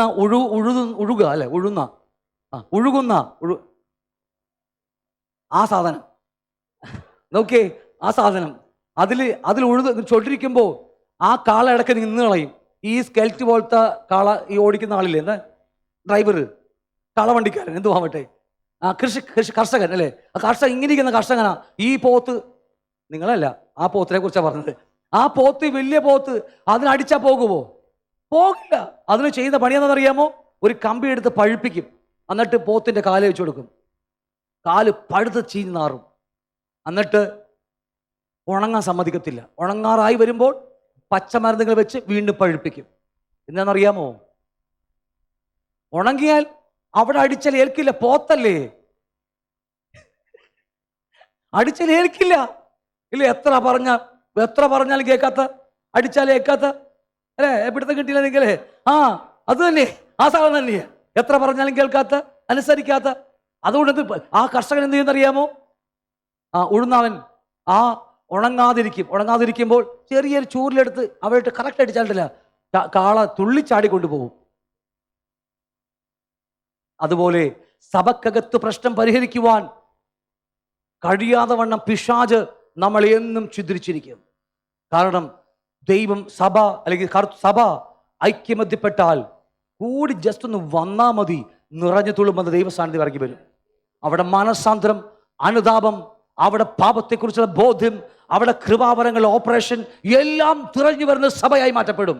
പക്ഷേ ഇന്നും അതുപോലത്തെ സഭയെ ഈ ലോകത്തിൽ കണ്ടുകിട്ടാൻ പോലും കഴിയുന്നില്ല. ഞാൻ എത്രയോ സഭകളാ കയറിപ്പോയി. ഇന്ത്യയുടെ എല്ലായിടത്തും, എല്ലാ സ്റ്റേറ്റിലും പോയ ആളാ. പക്ഷേ വളരെ ചുരുക്കം മാത്രം. എത്രയൊക്കെ മനസ്സാവുന്നുണ്ട്? വല്ലതും ഗ്രഹിച്ചോ? പിശാചിനെ ലജ്ജിപ്പിക്കേണ്ട നമുക്ക്, പ്രശ്നങ്ങൾ പരിഹരിക്കേണ്ടത് നമുക്ക് ഇന്ന് ഇവിടെ വെച്ച് തന്നെ നമുക്ക് പരിഹരിക്കണം അത്. കാരണം ഇതൊന്നും മാറിക്കിട്ടാനുണ്ടല്ലോ, അവൻ വാലും ചുരുട്ടി ശവപ്പറമ്പ് വഴി ഓടും.